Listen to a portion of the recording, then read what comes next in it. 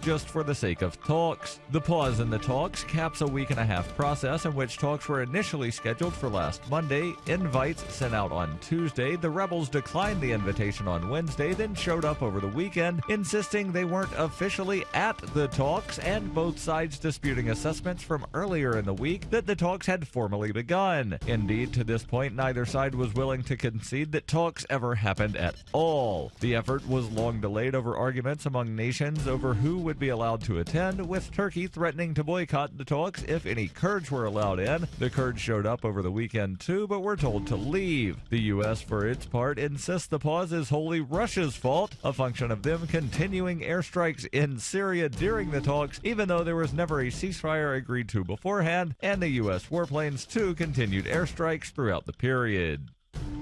In 1999, Darryl W. Perry began a search for traditional values, which led him down a path to the ideas of liberty. He tells the story in A Rebel's Journey, My Path to Liberty. Of the book, Dr. Brian Sovereign says, "Sometimes it's funny, and sometimes I think it's crazy, but it's always authentic." Find A Rebel's Journey, My Path to Liberty by Darryl W. Perry on Facebook, read reviews on Amazon, ask for A Rebel's Journey wherever books are sold, or visit arebelsjourney.com.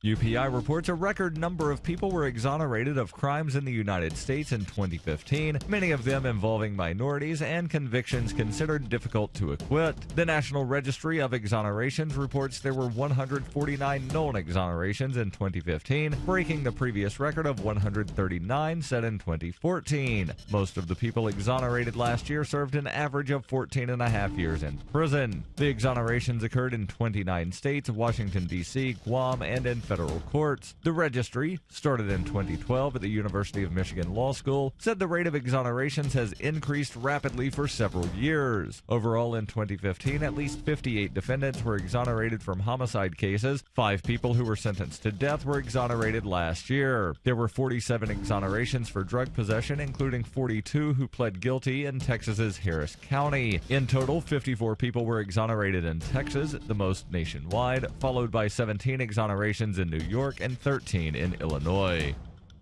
For nearly 40 years, Roberts & Roberts Brokerage has been a trusted source for buying and selling precious metals like gold and silver. They also take Bitcoin for precious metal purchases and have permanently removed the minimum purchase amount for all orders paid in the digital currency. Call Roberts & Roberts today for knowledgeable advice on buying and selling precious metals and a forward-thinking approach to new technologies. 800-874-9760 or visit online at rrbi.co.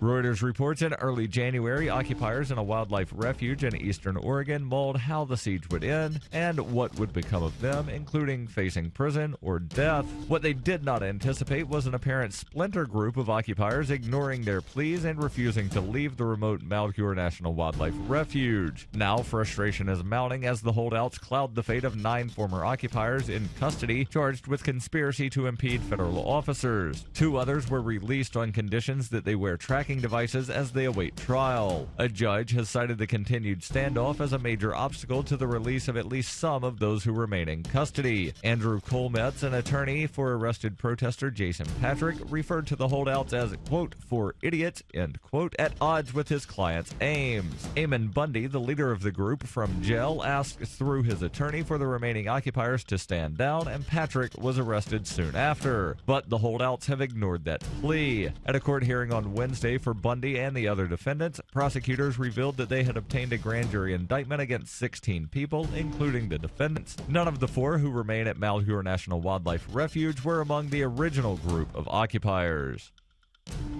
This has been FPP Radio News, online at fppradio.com. Clark County paramedics responded to a frantic 911 call from a nearby motel this morning, where the Lord our God, divine creator and ruler of the universe, had been found nude and unconscious following his latest suicide attempt. God, who sources say had recently grown far more depressed and withdrawn from humanity than usual, reportedly attempted to hang himself from the base of his motel showerhead after ingesting an unknown quantity of Ambien. Motel sources claim that God's room had been left in a state of disarray, and revealed that they had found a brief note written by the omnipotent deity, saying that the suicide stems from long periods of unhappiness he had been suffering in recent millennia, including the death of his only child, thousands of years of war and genocide, chronic weight gain, and the aftermath of his messy 15,088 BC divorce. Paramedics say the Supreme Being had no pulse when they arrived. The Lord's overdose comes in the wake of several widely publicized previous suicide attempts, including a 1985 incident when the Lord leapt from the Grand Canyon but changed into a bird at the last second and flew to safety. This is the Onion News Network.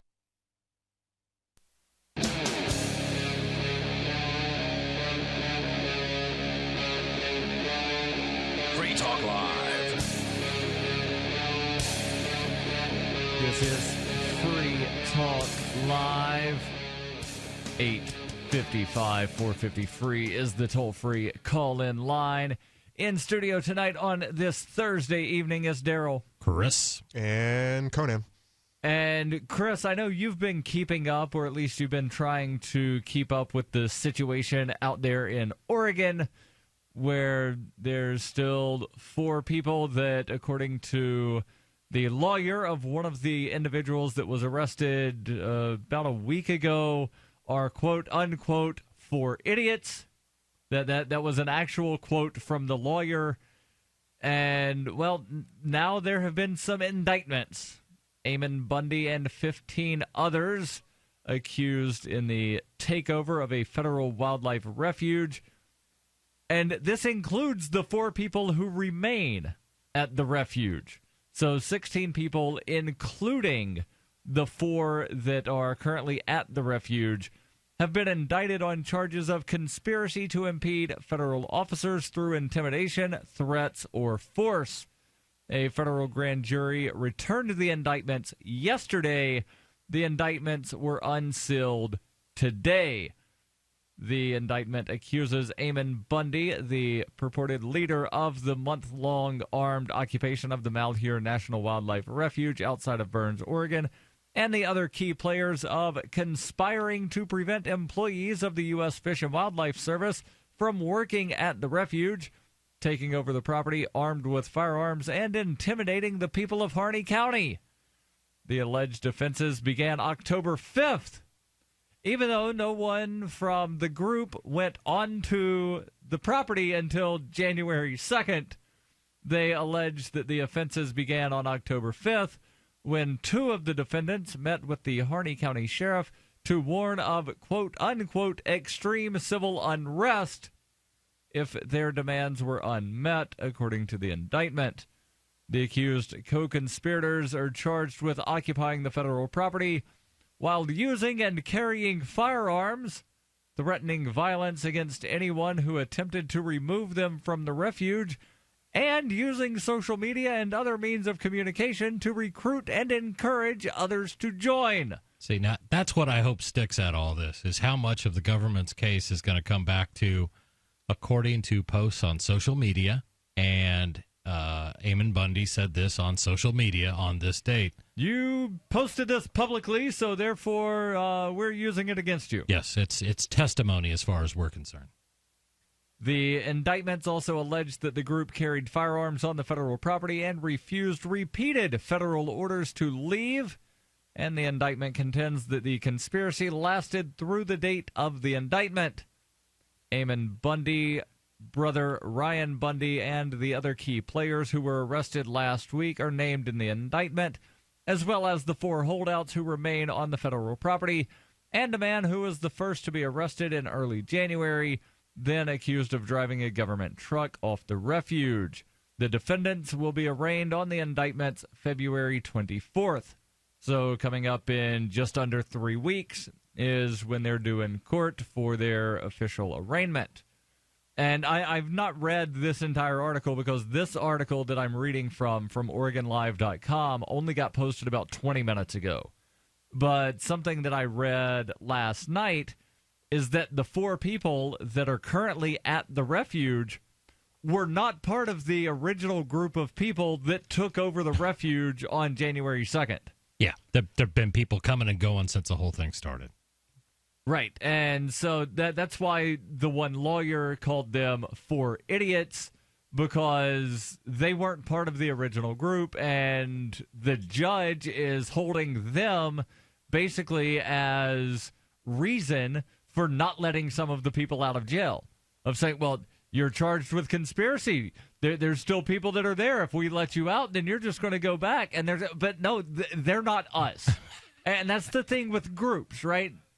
When you're part of a group, it's really hard to say they're not with us, even though they're here in the general area of us. And as far as us is concerned, Chris, you pointed out that one of the first arrested holdouts might have some governmental background in his... No, the 4 holdouts have not been arrested. Not the 4 holdouts, They're still holding out. The original holdouts, the original campers, the original occupiers.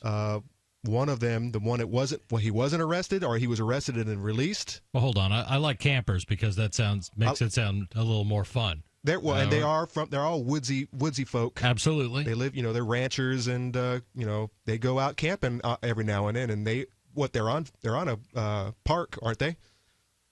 It's a national wildlife refuge, and don't believe that that's a park where you go hang out and have fun. So, for example, New Hampshire has the Wapak National Wildlife Refuge down in Peterborough, 20 minutes from here, something like that. And while you can go there and hike, it's illegal to jog. And what about speed walk? What about dogs? I don't know, but these are federal regulations. You evidently there's not a no eating policy, but if you're eating in a way that constitutes a picnic, I guess that means red and white checkerboard tablecloth spread out on the ground, then that's illegal. There's no picnicking in that national wildlife refuge. Do they have guys walking around checking up? They've got people that cover that area. I don't know if anybody has ever been busted for jogging or picnicking, but that's my point. What about a full speed run? I think you're on dangerous ground there. I think that could get an armed response. But there's no pool. As far as I know. The rule is just no running by the pool. And no running with scissors. Well, the question is, and they usually make these laws because someone in the past got hurt or fell down the side of the mountain or something silly, and they decided they'd have to make a law and to protect from Darwinism. Okay, so based on that theory, we need to install seatbelts on toilets because I think about on average 85 people a year fall off of their toilet and die of head injuries. And also have the handholds in the shower to hold on to in case of slippage and slip and break your head not open. only that, but people need to wear neck braces while they're in the shower. That way they can't tilt their head back and then drown from drinking the shower water. Well, how about... We have to get rid of bathtubs because people wind up, drowning in a bathtub. We've got to get rid of all the sharp corners so that the desk here, there are corners. Those all have to be rounded down to where they're, like the rounded edges. That way, if you fall and hit it, you're not going to wind up busting yourself open as badly. Darryl, if you're not careful, you're going to get all of that, and we're going to have to license our cats. Well, technically, you're supposed to license the cat. They just don't enforce it. Well, no, it's up to the municipalities to enforce that particular law.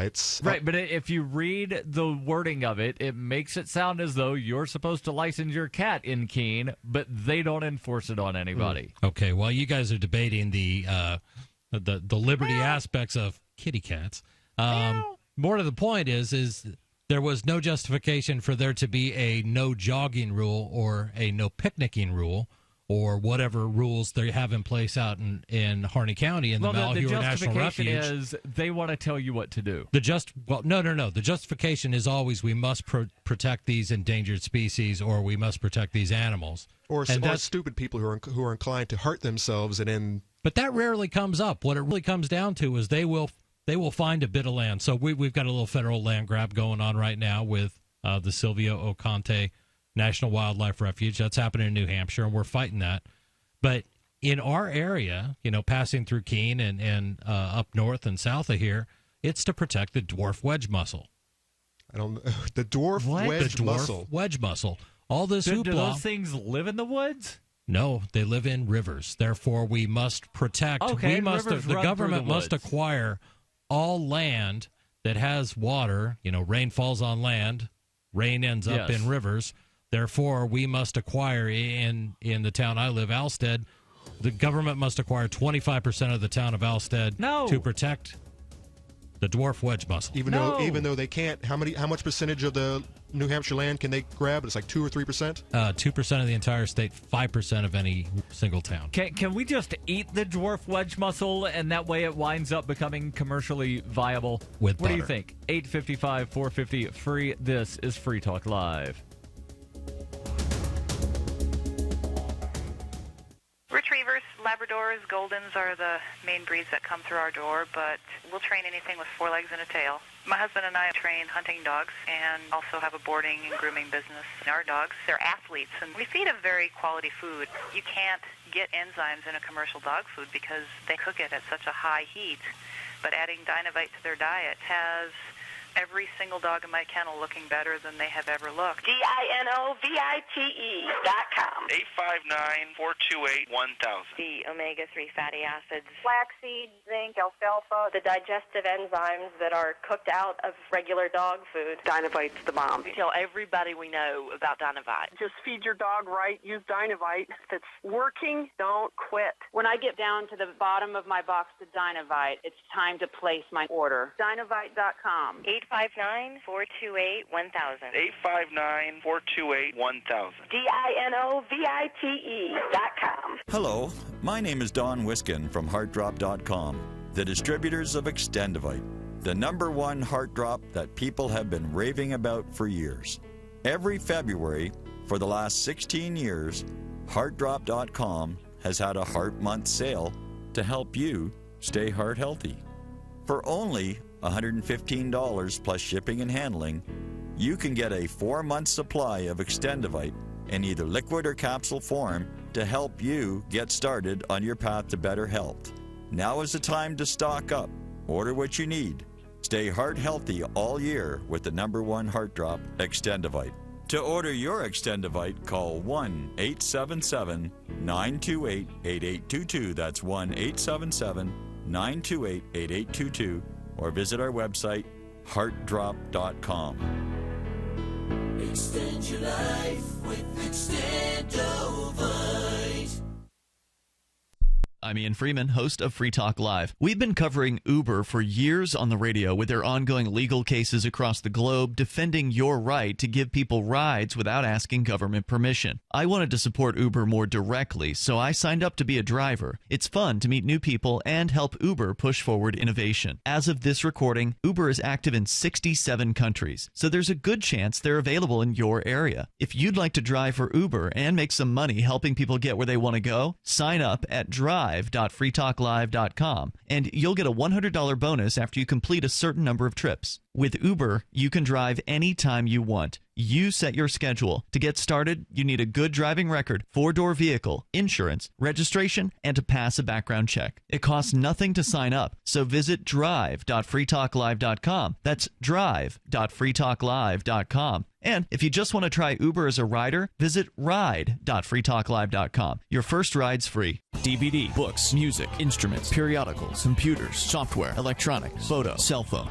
office products, home and garden, bed and bath, furniture, kitchen, pet supplies, automotive, hardware, apparel, shoes, jewelry, grocery, healthcare, sports and outdoors, toys, games, used, and more. It's a department store at your fingertips. Shop.freetalklive.com. Get all your shopping done, get a great deal, and a portion of your purchase goes to benefit Free Talk Live when you enter Amazon via shop.freetalklive.com. Radio is the most personal of mediums. I exist right now in your head. If you listen to Free Talk Live regularly, you know me. Free Talk Live is on more than 160 radio stations around the U.S. and has been downloaded on every continent around the world. Hundreds of thousands of listeners with ad packages from $600 a month to $6,000 a month. Imagine what we can do for your business, project, website, or idea. Email me, mark@freetalklive.com. This is the Liberty Radio Network, broadcasting the latest liberty-oriented audio content 24 hours a day at LRN.FM.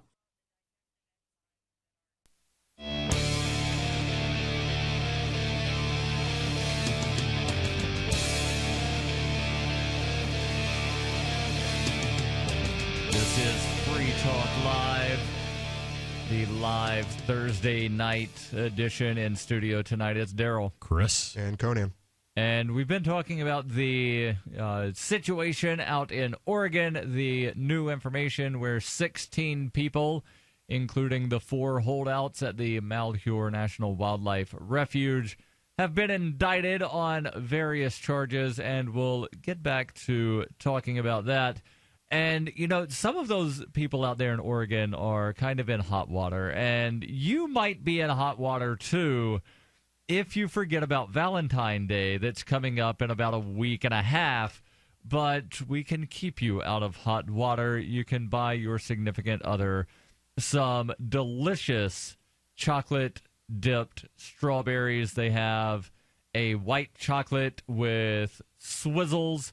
There's a dark chocolate with little chocolate chips, and then there's another one that is milk chocolate with, I think it's almonds, crushed up almonds on the strawberries. And you can get some Sherry's berries starting at $19.99. That's over a 40% savings. And you can actually double the amount of berries for just $10 when you go to berries.com. Click on the microphone and type in code FTL. That's FTL as in Free Talk Live. Again, berries.com. Click on the microphone, use code FTL, and double your order for just $10 more. Let's go to the phones. We've got Charlie calling in Arizona. Charlie, you're on Free Talk Live with Darryl, Chris, and Conan. What's on your mind? Yeah, hi, guys. I wanted to say that I happen to live a couple hundred feet from a national wildlife refuge. And I had a friend of mine's wife and her daughter that drove down maybe a 100-yard road that goes to the river from where I'm at. They'd been there for decades, and they were picking up trash. That's what they were doing. They weren't doing anything else. And, of course, a Fish and Wildlife guy came by and gave him a ticket. And what was the charge? Improving property without government permission? Unlittering. A motorized vehicle is what it was. Gotcha. Yeah, but, I mean... Did they have a motorized vehicle? Huh? Were they in a motorized vehicle or near a motorized vehicle?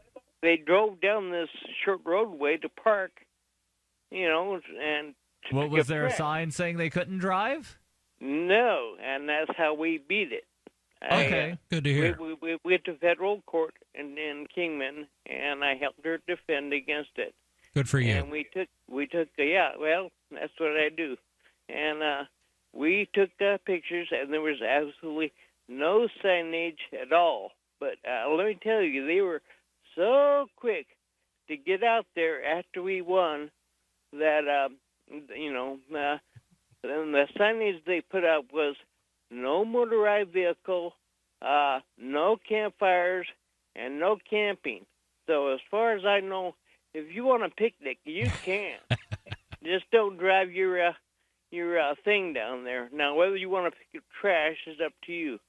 But Darryl, from yesterday, one of your callers, if you're out here in the Mojave, don't stick your willy down any holes. Yeah, I don't suggest doing that at all, no matter where you are, because there are all kinds of critters down there, and as you know, to steal a line from Archer. But that's how you get ants. But that was his method of laying claim to the land. That was his homesteading method, and it required sticking appendages in the holes in order to claim them for the queen.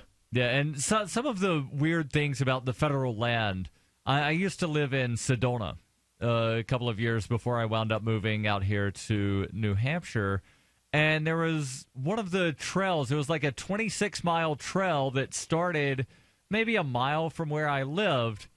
And one of the signs at the trailhead was no camping. How are you supposed to do a 26-mile trail without camping? You need to run. But you're not allowed to run. All right, then don't go on that trail. That's a danger trail. Right, but you see where I'm coming from, right? Like they need to put a sign. They built this trail specifically for people to use. Here's a 26-mile trail. This is where it starts. They've got maps showing you where it goes. It's marked out the whole way.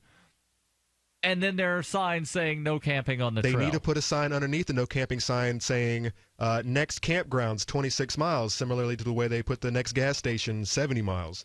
They let people know that this is pretty much forbidden unless you're running it or on your. Can you ride your bike? Can you ride your bike, Darryl? I don't recall. Yeah. Well, I think we've all lived in areas where there is off-limits government land.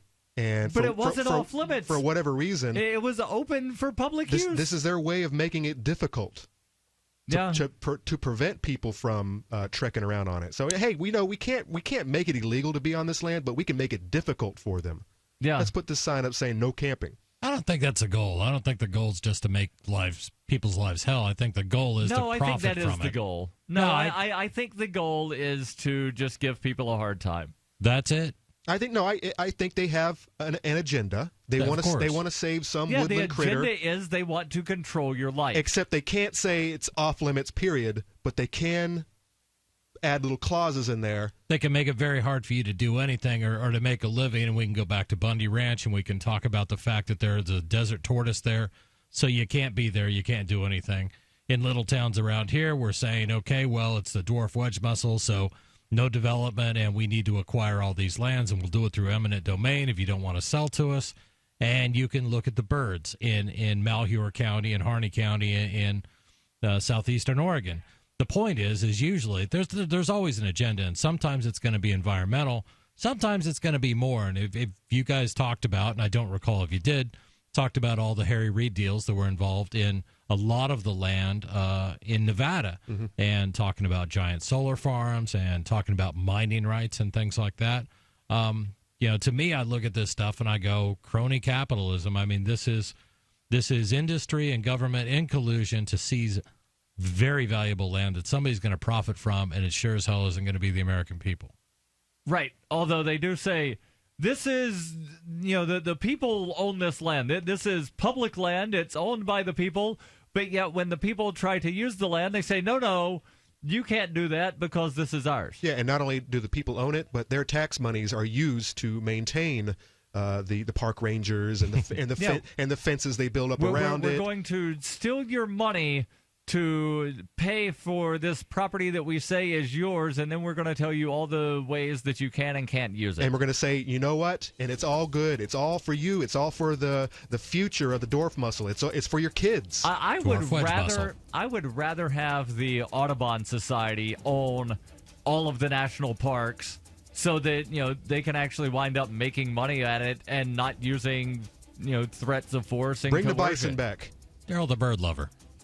Yeah, I love birds. They're tasty when they're deep fried. 855 450 free. This is Free Talk Live. Owe $10,000 or more to the IRS? Get on board with the Tax Admiral. Don't take on the IRS alone. I'll cut penalties and reduce your overall tax bill. Sometimes I can even get it zeroed out completely. We're an A-rated company helping people clean up their mess with the IRS. If you owe $10,000 or more, then call the Tax Admiral. Call 800-287-7180. Again, that's 800-287-7180. 800-287-7180. Are you looking to sell body armor? Want to make extra money selling body armor at your local gun shows? With low minimum buys and great returns, Katie Armor is the answer. Make money in your spare time. It's American-made body armor with the quickest turnaround in the industry, which means you get your product when you need it at very competitive rates. And they'll ship it to you for free. If you own a business, give them a call today at 855-488-KATIE. That's 855-488-2284. Or go to katiearmor.com. Come and take it. The Free State Project is an agreement among 20,000 participants to move to New Hampshire for liberty in our lifetime. Now almost 95% to our goal, we are creating private solutions to public problems and creating a society that runs on voluntary interactions instead of coercion. We invite you to participate in our cause and be part of our upcoming conference, Liberty Forum 16. Liberty Forum is a premier liberty-oriented conference based in Manchester, New Hampshire, that attracts free thinkers from all over the world. Over the past 9 years, this 3-day conference has grown to attract distinguished speakers and organizations to discuss how to build a better society through free market solutions. This year, our headliner is Edward Snowden, live from Russia. To learn more about attending, exhibiting, and sponsoring this event, please go to nhlibertyforum.com. That's nhlibertyforum.com. This Your Family Today tip is brought to you by Boost Kid Essentials Nutritionally Complete Drink, providing your picky eater with essential nutrition and great taste in one drink. Visit us at kidessentials.com.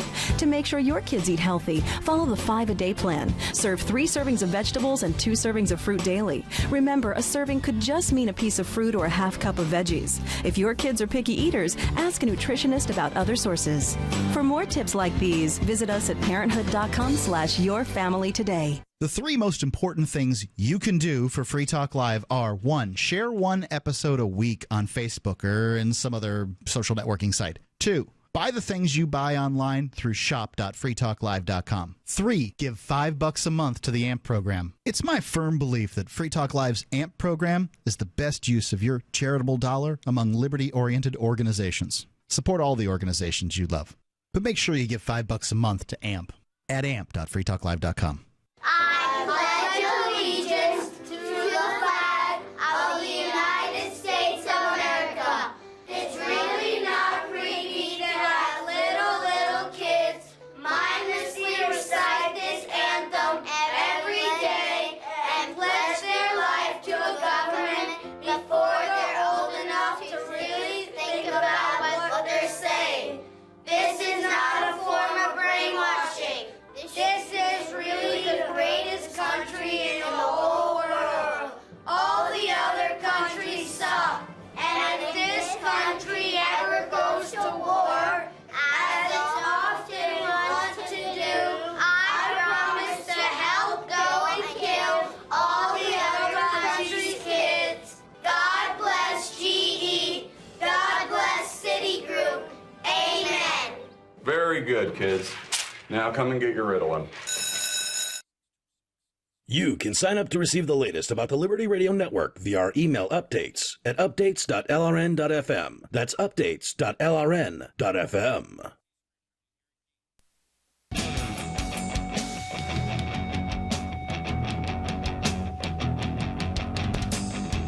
This is Free Talk Live.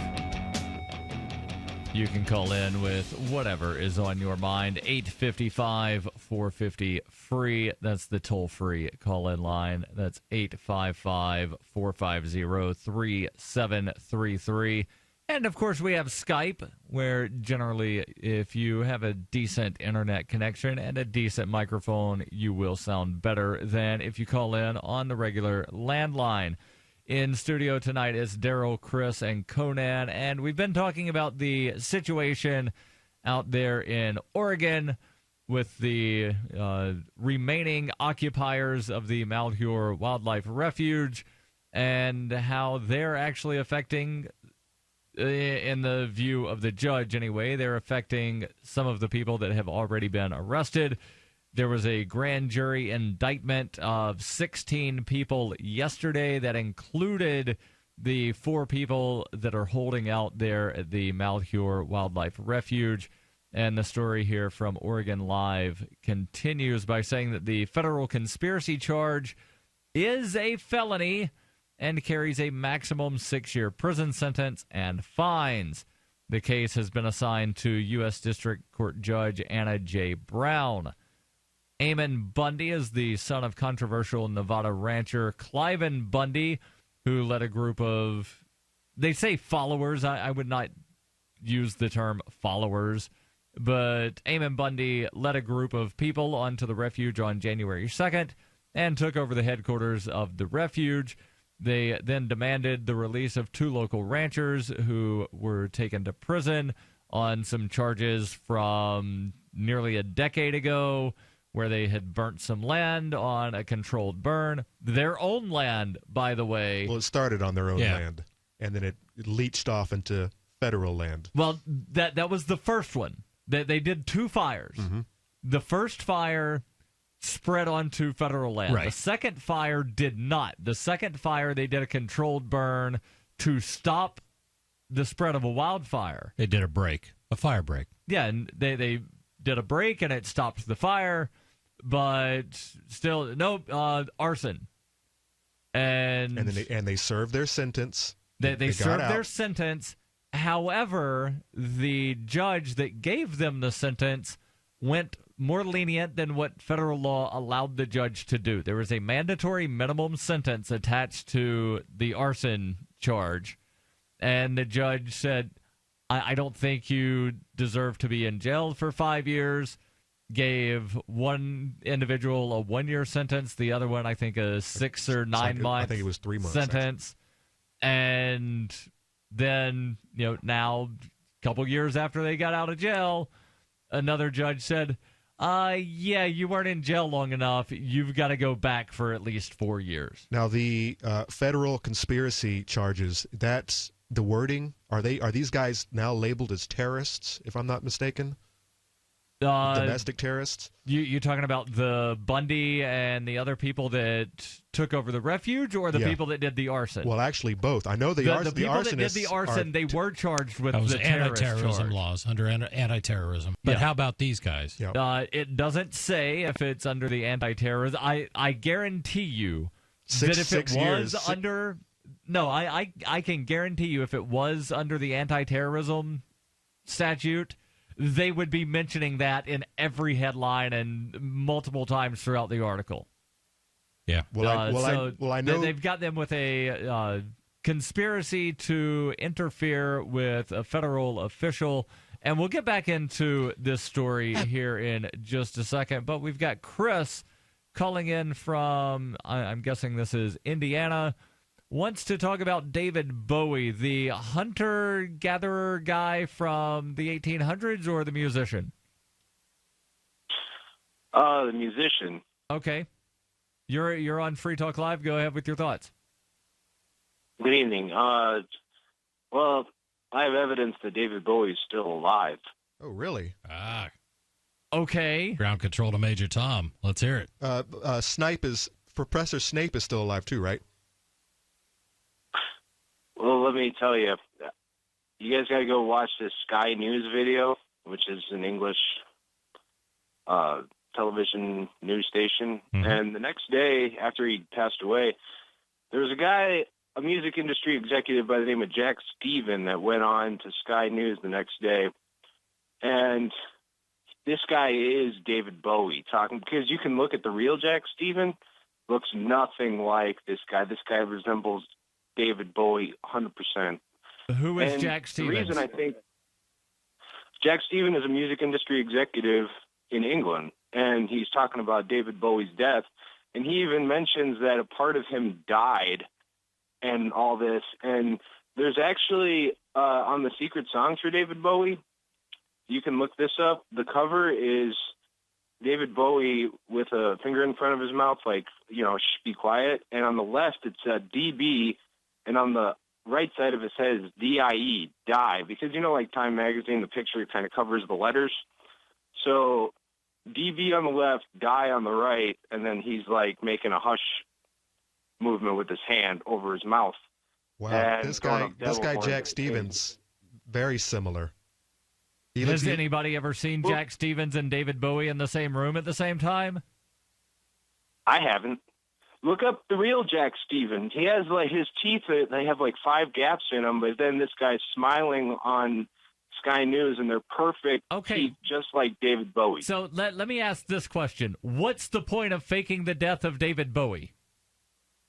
That's what I wanted to get at. I think a lot of these famous musicians, actors, all this, they want to just get away, and because you got no privacy. It's almost like prison. You can't go anywhere without 10 people mobbing you for your autograph. So they just want to fake their death and make everyone think that they're dead so they can just go live their life. Go hang out with Elvis and Kurt Cobain. I don't know. Rick Moranis has done a pretty good job of not being in the public eye for like the last decade or so. Well, I'm not sure if he's not doing anything though. David was he's doing not things. David Bowie either. David Bowie was doing stuff right up to his right. So if you don't want people paying attention to you and you don't want to be the center of attention, stop doing stuff to make yourself the center of attention, or just be a lousy actor. Are you saying Rick Moranis is a lousy actor? Not in so many words, but they're redoing Spaceballs. Or they're doing a sequel. I have heard that. Yes. So I'm wondering the if Rick quest for more money. I wonder if Rick's going to be in the new one. He was a pretty good dark helmet. I agree. Time to dig out that big black helmet again. So let's get back into the article here from Oregon Live. Oh, did we drop Bowie? Yes. Okay, good. Yes, we got rid of David Bowie. That was not interesting at all. I was wondering if there was some Illuminati spin on this too. There is. Not just they don't want to be in the spotlight. Okay, you don't want to be in the spotlight. Don't put yourself in the spotlight. It's that simple. Who's the actor who did Professor Snape?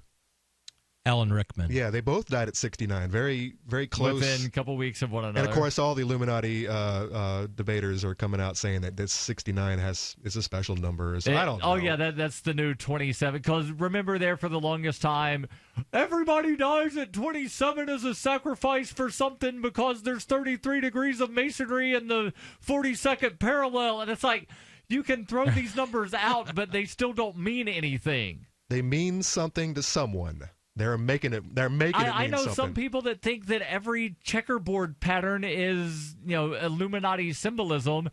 No, maybe people just like the way checkerboards look.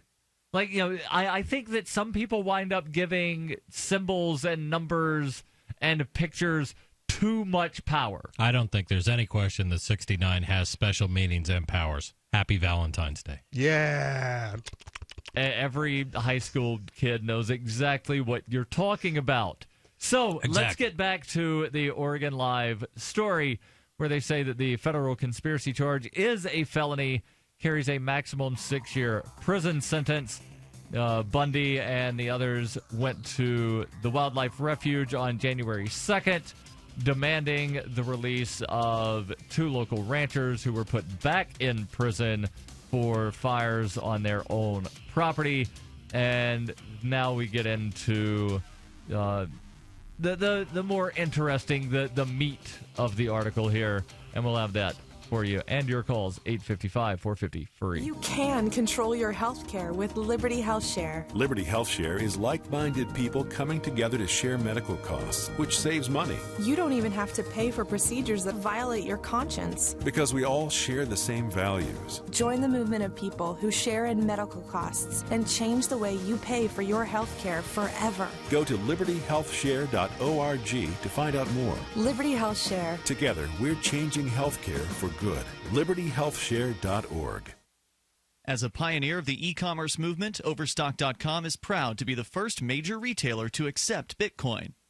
Overstock was the first because Patrick Byrne, Overstock's CEO and founder, firmly believes in personal freedom and cryptocurrency.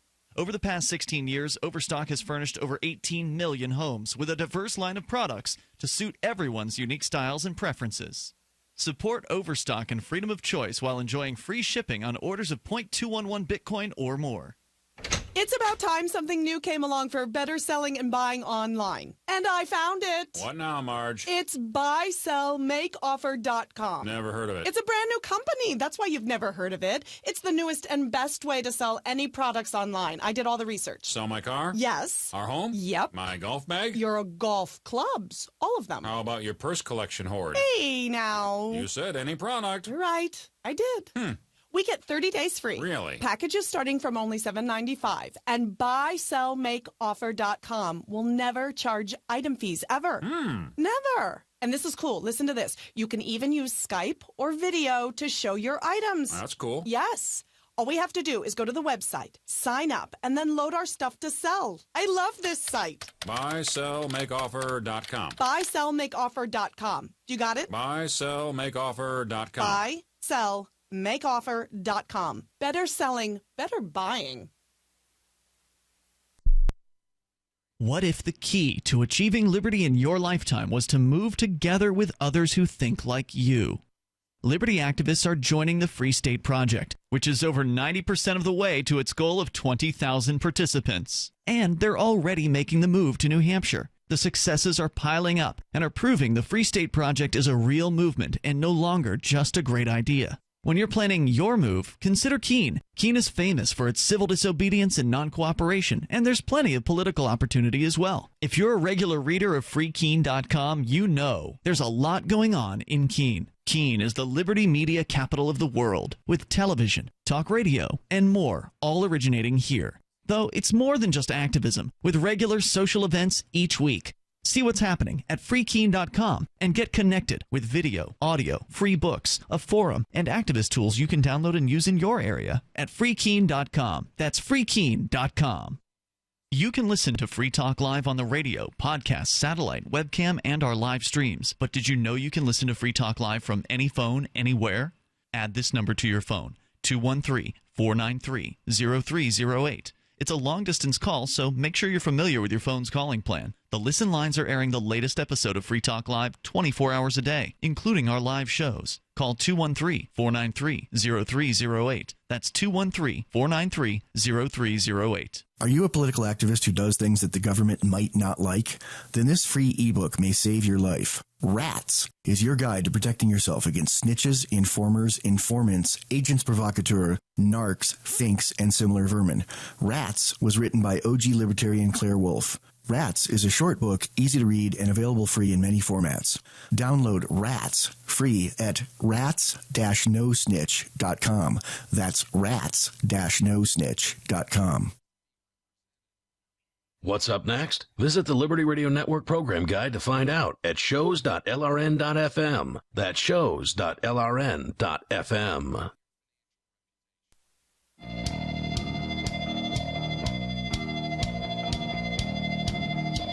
This is Free Talk Live, 855-450-FREE. That's 855-450-3733. We've been talking mostly about the situation in Oregon with the occupiers, basically, the people occupying the Malheur National Wildlife Refuge. There's still 4 people occupying the facility, and along with 12 others, they were indicted on some federal charges yesterday. And we've got the report here from OregonLive.com. But, of course, you can call in about anything. If you've got a weird conspiracy theory about why David Bowie might still be alive, I'm still confused about that entire thing. Because the guy who reported on it looks just like him. Okay. And did they always look alike? Well, that's the question. Someone needs to pull up some pictures of what this Stevenson guy, whatever his name is. Has anybody ever seen Tom Petty and Martina Navratilova at the same place at the same time? How do we know they're not the same person? I don't even know what that means. Tom Petty, the musician, yeah, Tom I Petty know and that. the Heartbreakers. Yeah, who's this other person you're talking about? Who's the other person you're talking about? She's a very manly-looking professional tennis player. Does she look like they Petty? look exactly. They could be twin brothers. Well, twin brothers. That's kind of sexist. Yes. That's the point. She's a very manly woman. What if Petty is just a very feminine-looking man? Yeah, Tom Petty is not a feminine-looking man. Tom Petty is not a feminine-looking man. But if you want to buy your significant other a Tom Petty album for Valentine's Day, because he is the heartbreaker, right? Well, you could do that from Amazon. And when you go to Amazon, just start off by going to shop.freetalklive.com before you go to the Amazon that's right for you, whether it be Amazon US, Amazon Canada, Amazon UK. And when you shop online and you start at shop.freetalklive.com to buy those things that you're going to buy anyway, Amazon sends us a portion of the money that you send them as a thank you for sending them customers. So start your shopping experience at shop.freetalklive.com. So the article here from OregonLive.com talking about the indictment of 16 people for federal charge of conspiracy to impede a federal officer. They actually name the people along with Eamon Bundy and his brother, I believe it was Randy. There's John Ritzheimer, Joseph O'Shaughnessy, Ryan Payne, Brian Cavalier, Shauna Cox, Peter Santilli. Santilli is one of the guys that was like an independent journalist out there doing some reporting. He's covered a lot of stuff. Is he the one that they're alleging might have been the informant? No. Also listed, they have Jason Patrick, Dwayne Leo Eimer, and Dylan Anderson. Who you don't have on that list is Mark McConnell, and that's the guy that a lot of the folks that were on the ground are saying may have been an agent provocateur, and nobody knows anything about him other than he showed up 2 days before the arrest. He ingratiated himself into the leadership in those 2 days, and he was driving the vehicle that Eamon was in. Somehow, he was not even arrested. And somehow he was that does not make it charged. sound like he may have been the informant. Yeah. Also indicted were the 4 people still at the refuge. Sean Anderson, who I don't know if Sean is related to Dylan. There's also Lynn Pfeiffer Anderson, who is Sean's wife. David Lee Fry and Jeff Wayne Banta. And then also the last person was Kenneth Mettenbach, who was arrested earlier in January when he drove one of the fishing game vehicles into town, and they wound up getting him with like misuse of government property. For the first 3 weeks of the standoff, federal agents and state police mostly stayed out of sight, taking a wait them out approach. And then on January 26th, not January 66th. I got dyslexic there for a second. On January 26th, that changed, and the federal agents and state police stopped the Bundys and other leaders as they were driving in 2 vehicles to a meeting in the town of John Day, Oregon. And I still do not understand why they didn't just, wait in the parking lot of where they knew the people were going. Yeah. I mean, according to the FBI, they were going to buy snacks, Darryl. No, they were going to a public hearing. Right. And they were going to buy snacks on the way there. They were killing 2 birds with 1 stone. Still, you know where they're going to be. You don't have to set up a roadblock and then start shooting. Maybe they didn't want to do it in an occupied area with lots of people and cameras, and they wanted to do it out in the middle of nowhere. Right. And the government says that they didn't know if this thing was going to go south, not because of the government, but because of the occupiers.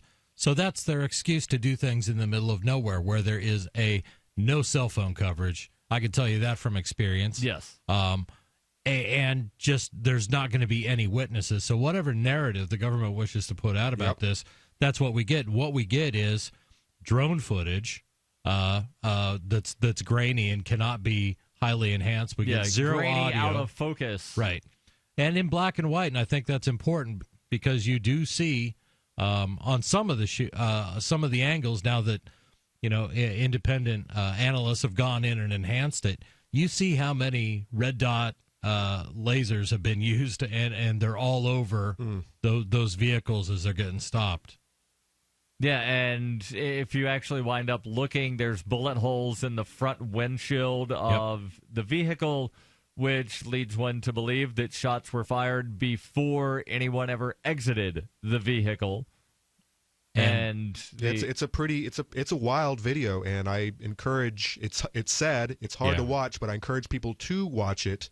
I think it starts at the 9-minute mark as far as the FBI's video. And the eyewitnesses just to watch it and see what these people are capable of. The guy had his hands up, and of course his hands went down a couple of times, but it's probably because he had bullets in him. Yeah. And that's what all the eyewitnesses are saying. I mean, now that they've seen the video, and Shauna Cox is probably seems to be the most reputable eyewitness because she was in that vehicle and got out just in the nick of time before they opened up on the truck. She was down on the floorboards trying to protect the 18-year-old girl that was in there, too. So, yeah, and that's the allegation is that, Lavoie is reaching for his side and things like that because he's been shot. And everybody knew where Lavoie carried his gun. He reached over to his left. He always carried his gun on his right. Right. And everybody that was part of the group said, no, he left his gun back at the refuge. And, well, the FBI says we found a gun on him. Miraculously. That apparently was not even the same type of gun that he regularly carried. 9mm, yeah.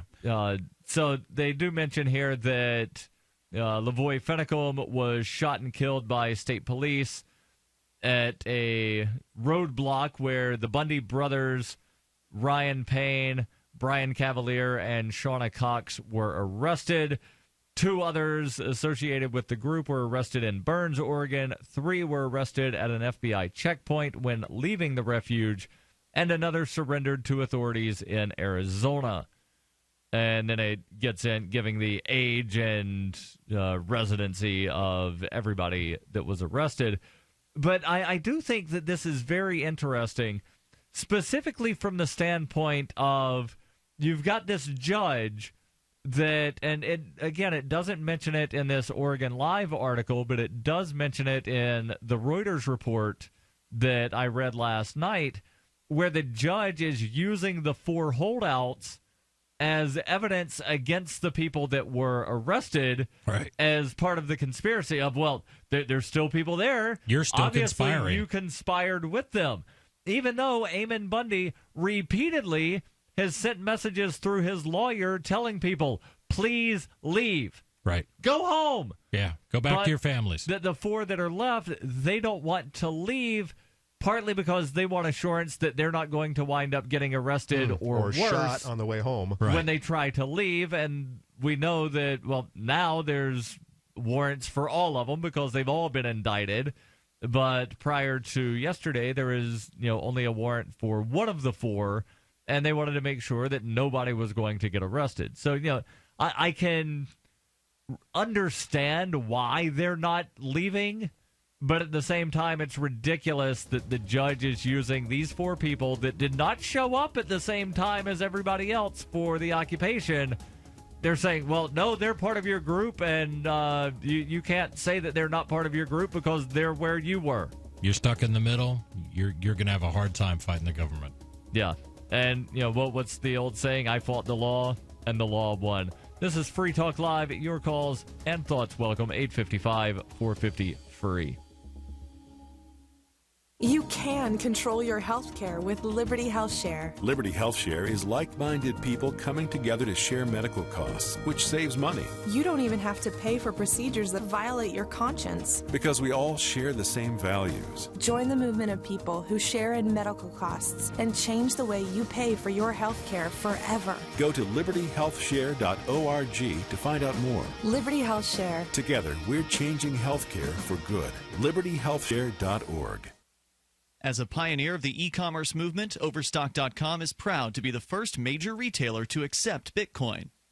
Overstock was the first because Patrick Byrne, Overstock's CEO and founder, firmly believes in personal freedom and cryptocurrency.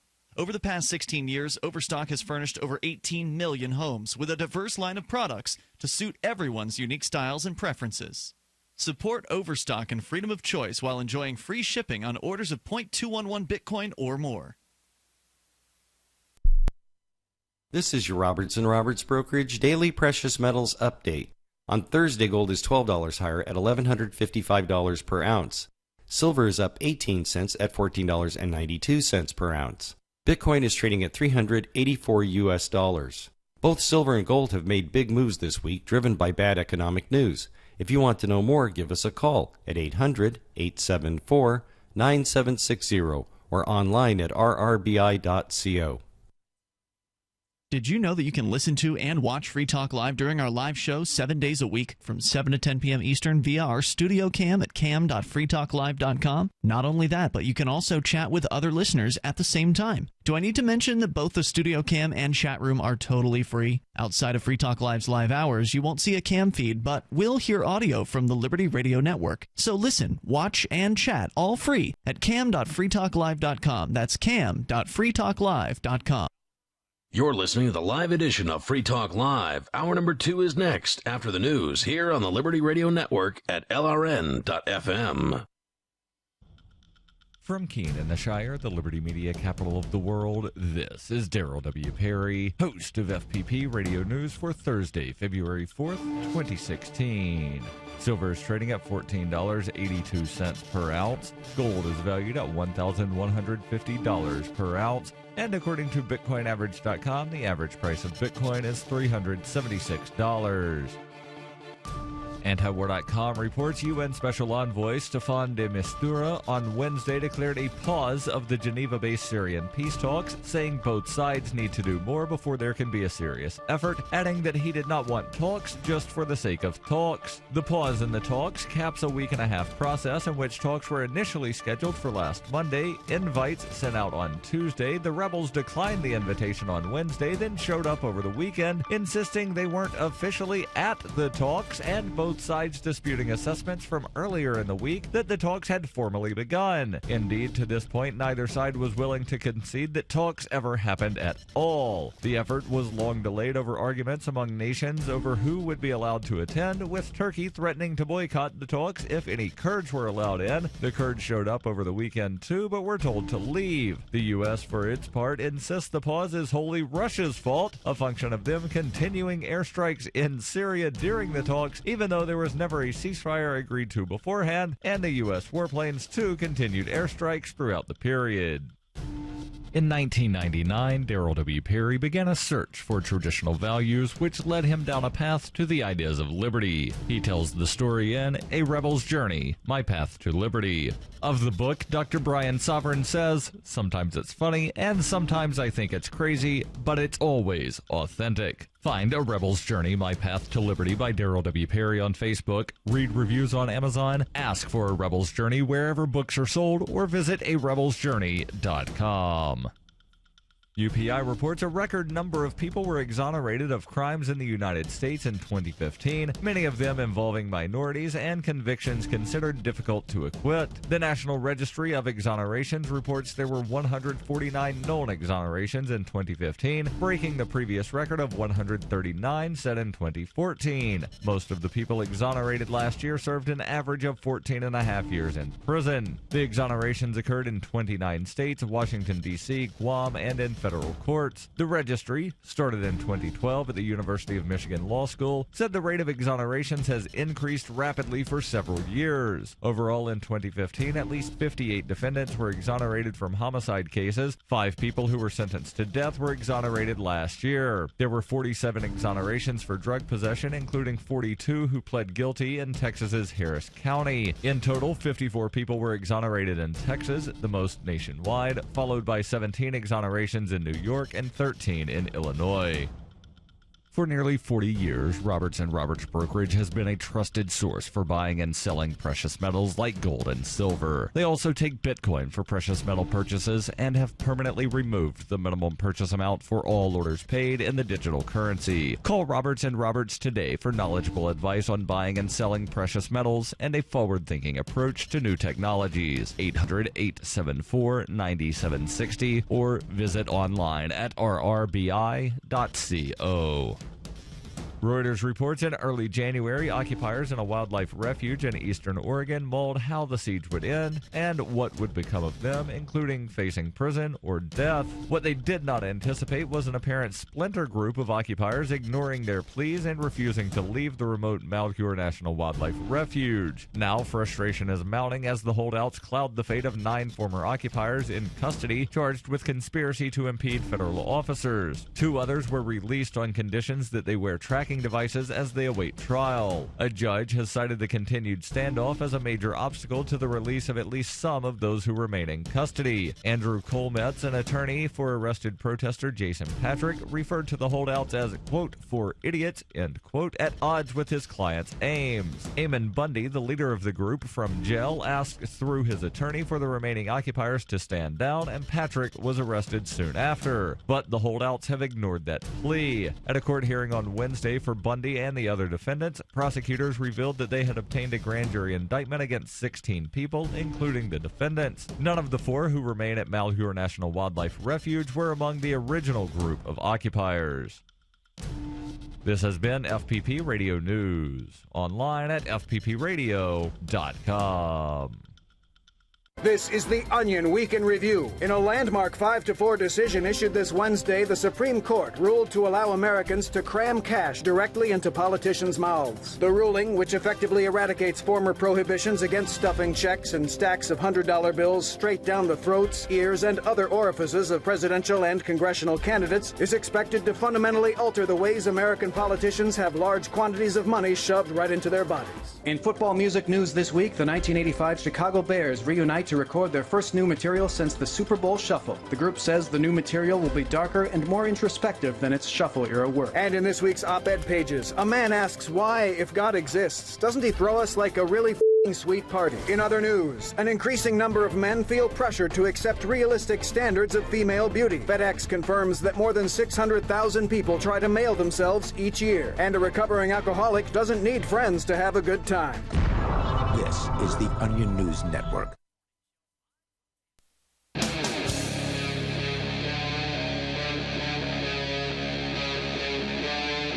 Free Talk Live. Kicking off hour number 2, this is Free Talk Live. In studio tonight is Darryl, Chris, and Conan. And we spent most of the first hour talking about the incident out there in Oregon at the Malheur National Wildlife Refuge.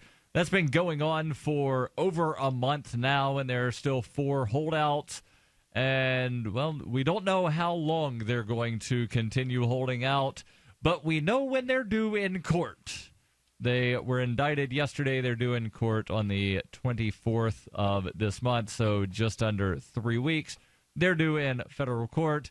So either they're going to show up at federal court and they'll no longer be occupying the refuge, or they won't show up at federal court, and then my guess is the federal officials will then go in and occupy the federal refuge and wind up bringing some people out in body bags, and I hope that that does not happen.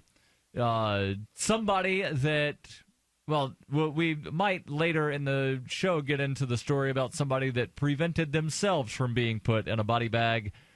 In, I think it was California, a 92-year-old man defended himself against a home invader with an axe. But, Chris, you've got a story about a Border Patrol agent that says we need to abolish all immigration laws. Tell us about that. I don't know if he's saying we need to, but he's saying we might as well. Okay, So, I would agree. I probably don't agree for the same reasons, but tell me about it. That's why I thought it would be kind of interesting. And I'm getting this story from the Blaze, but it's been reported around. Border agent on new immigration policy. Quote, we might as well abolish our immigration laws altogether.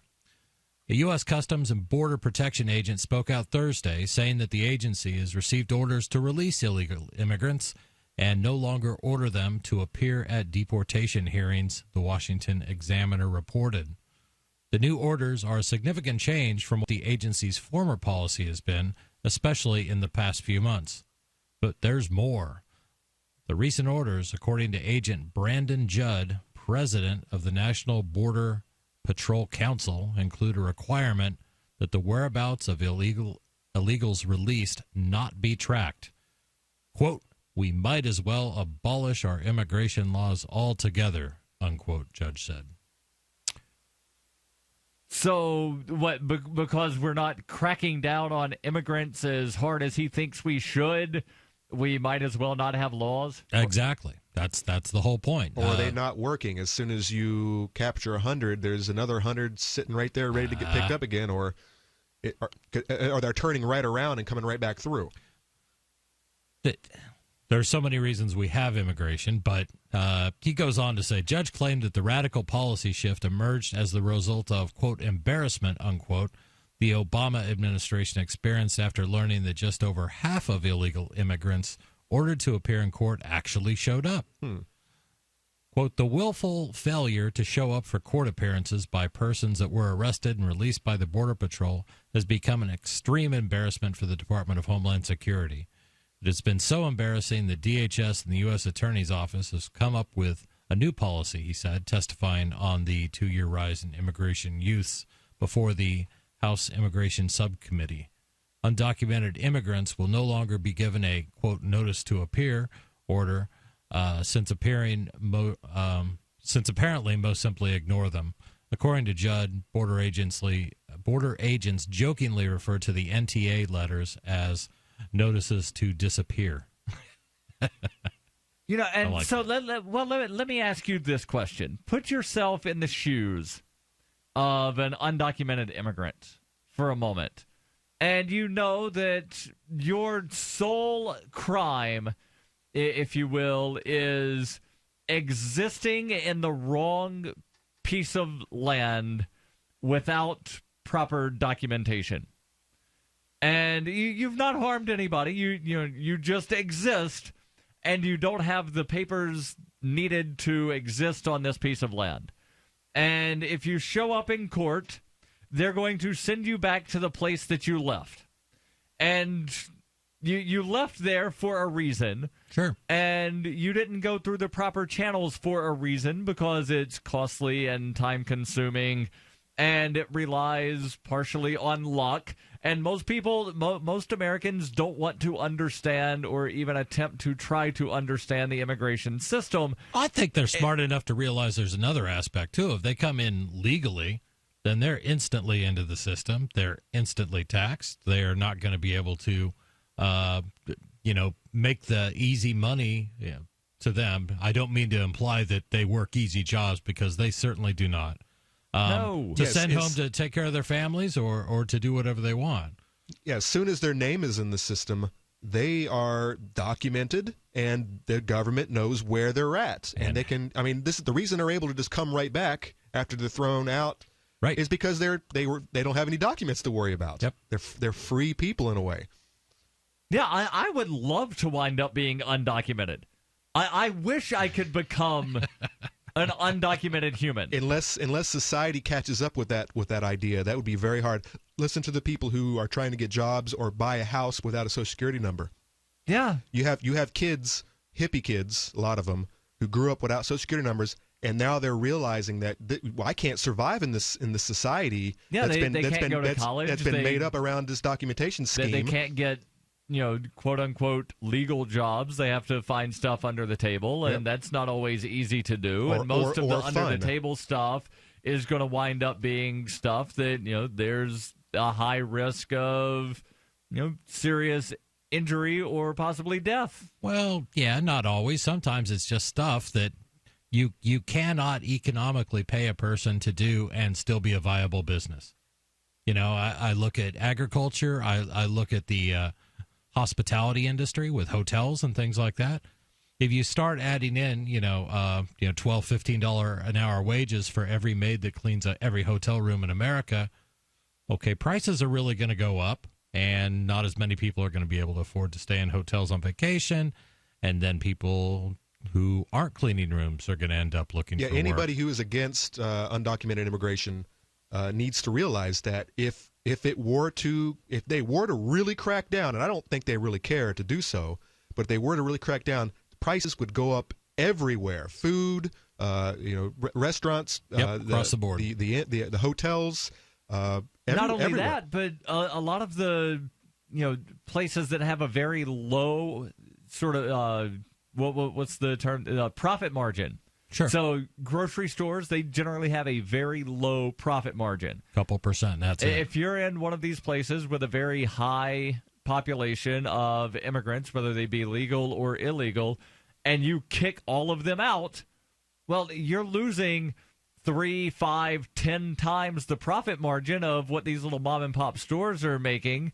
They're losing, 10, 20, 30% of their customer base. They're only making a 5 to 10% profit margin. They're going out of business fairly quickly. And guess who's taken over? Walmart. The big store is that all of the people who are anti immigration they're usually also anti big shopping centers, and they want the mom and pop stores because that's it's more homey and it's a nicer, quainter existence. Oh, sure. And we don't want these big supermarkets all over the place coming in here and ruining the land, making it hard for the dwarf mussels to survive in their wetland the dwarf ecosystem. Wedge mussel. Damn it.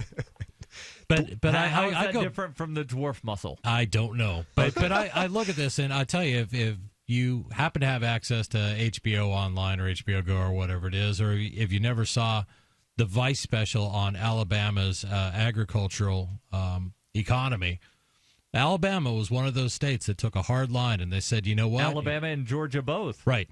If you're going to be here and you're going to be working, we want to know where you're from. We want to make sure you're legal. So they cracked down. As a result, my 78-year-old grandfather had to go prove his legal status in the country to be able to re-register his vehicles. Wow. And because my grandmother was still on the title, even though they hadn't lived together in like 14 years at the time, he had to get her documentation as well, and she had to sell the car to him because she lived in Montana. Darryl, you may be an illegal. This is Free Talk Live, 855-450 free.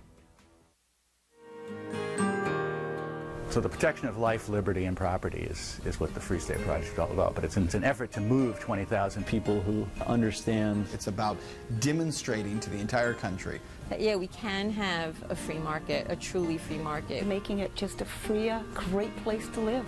It's the world's largest voluntarist libertarian community, and it's only getting bigger. That's amazing, to be able to move to a place where other people passionately believe in being free and independent. What the Free State Project is managing to do, though, is to put their money where their mouth is. It's physically getting up across the country and saying, let's go someplace and let's demonstrate the power of these ideas. There's a lot of kind of philosophy that surrounds liberty. There's a lot of thinking about it and talking about it. But here in New Hampshire, people are doing it.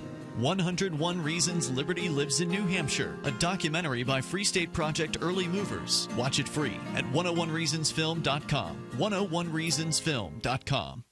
It's about time something new came along for better selling and buying online. And I found it. What now, Marge? It's buysellmakeoffer.com. Never heard of it. It's a brand new company. That's why you've never heard of it. It's the newest and best way to sell any products online. I did all the research. Sell my car? Yes. Our home? Yep. My golf bag? Your golf clubs. All of them. How about your purse collection hoard? Hey, now. You said any product. Right. I did.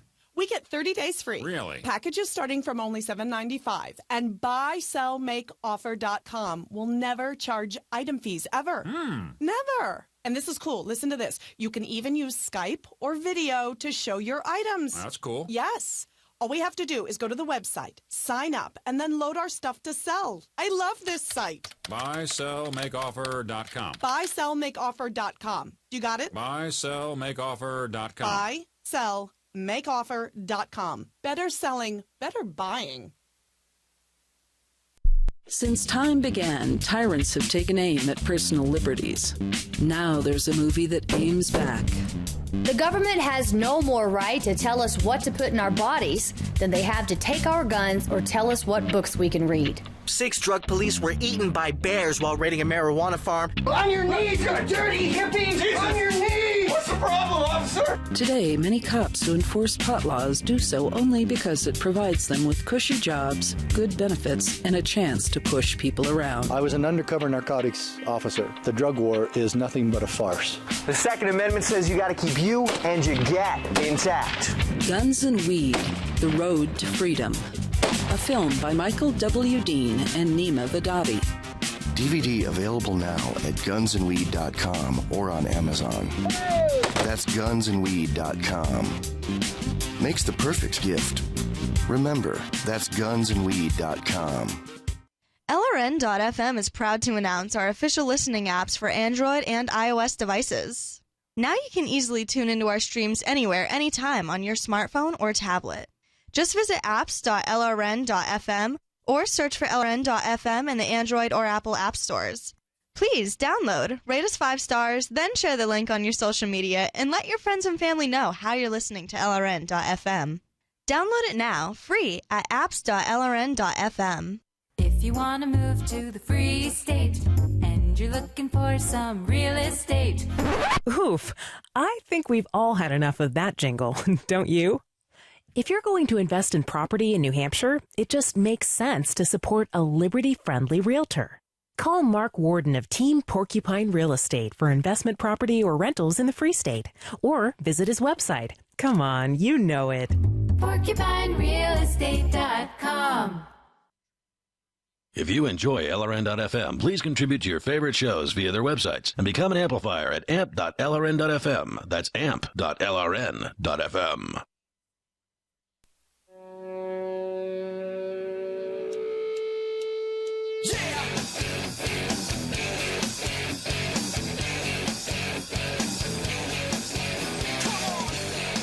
This is Free Talk Live. Your calls welcome about whatever is on your mind. We're talking immigration, and specifically because there's a Border Patrol agent who testified to a House subcommittee saying that we might as well get rid of our immigration laws altogether because he's not happy that, apparently the undocumented immigrants, and he might just be unhappy about all immigrants. I'm not really sure, but he is talking specifically about some of the policies dealing with the immigrants that don't come here through the proper channels. He says, well, we're not enforcing the laws. Just get rid of the laws altogether. What's he going to do? He's pretty much saying his job is useless, and he's going to be... He's fear-mongering is what he's doing. He's fear-mongering and basically, trying to get the House subcommittee to wind up increasing enforcement. We just need to beat people harder, and then they'll stop coming into the beating zone. He's playing a Jedi mind trick. He's throwing it in their faces. Yeah, he's using reverse psychology, possibly, maybe. Chris, finish telling us about this. Sure. He added that the new protocol makes mandatory the release without an NTA of any person arrested by the Border Patrol. NTA being a notice to appear. Notice to appear, which they claim now means notice to disappear. Without an NTA of any person arrested by the Border Patrol for being in the country illegally, as long as they do not have a previous felony arrest conviction, and as long as they claim to have been continuously in the United States since January of 2014. Quote, the operative word in this policy is claim, Judge continued. The policy does not require the person to prove that they have been here, which is the same burden placed on them during deportation proceedings. Instead, it simply requires them to claim to have been here since January of 2014. And I'm going to sort of, defend this policy here for a moment. You can't require people to carry on them evidence that they have done a certain thing over the last 2 years. We can't require you. Chris, I need to see receipts of every expenditure you've made over the last 2 years. That way I know that you've been in the country for the last 2 years. Prove it to me right now that you have been in this country for the last 2 years. During this traffic stop. Yeah. While I we're sitting here on the side of the road, I need you to provide proof that you were born here, you were raised here, and you've never left the country. Or if you did, you left the country and re-entered legally. Yeah. Prove it to me right now. No, Conan's exactly right, and you're exactly right, is this guy's livelihood. He is a Border Patrol agent, and if we don't have an effective Border Patrol program, then what the heck is he going to do? He will be out on his job. He's responding to incentives, just like everyone else does. Who are trying to protect their livelihood. And it's too bad that he is in a position that might not really be needed And hopefully someone on the board, I know that if I was at this hearing, I would be getting them to say, hey, look, man, he just laid it out. He says his job is not needed, and I agree with him. So instead of taking it the wrong way, the way he's trying to steer you, actually listen to what he's saying. You know, the workers they have, the Border Patrol they have at the moment aren't doing the job. And just like all other departments in government, throwing more money at it, throwing more workers at it, throwing more bureaucracy at it is never going to fix it, is only going to make it more expensive and more demanding on the taxpayers. Just get rid of it. Right. And then Senator Reitman over in the corner, who's very much for this, is going to pop up and throw a word at you. But terrorism. ISIS. Yes, and of course that's the go-to fear. That's the biggest fearmonger in the land these days. Sure. And people, I'm sorry, you have a better chance of slipping in the bathtub and breaking your head open, or even off the toilet seat, than you are getting bitten by a shark and dying, or shot than by you ever police. Do of getting killed by a terrorist from wherever. We went over a lot of these statistics back when the Powerball was however many 100 million, whatever it was. And you've got like a 1 in 7 chance of being disabled or killed by a parasite. 1 in 7! Your chances of winning the Powerball is like 1 in 292.2 million. And yet people, they're not looking. They don't look. It's like they're in fantasy dreamland all the time. They have these. They fear. They want to win big on the lottery, and they want to. Well, they don't want to, but they only think about dying horribly and tragically. And you're not going to dying in the bathtub is not dying tragically, but getting blowed up by a terrorist. Now that's wow.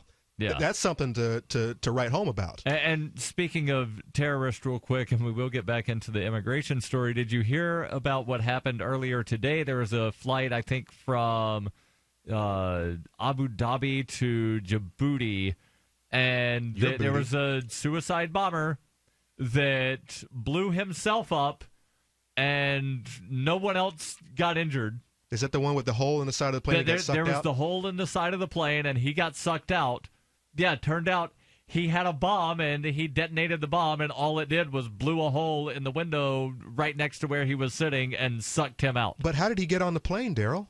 Don't they have all kinds of deterrents for preventing terrorists from getting on planes these days? He didn't get on a plane in the United States. He was never in the United States. He was not coming to the United States.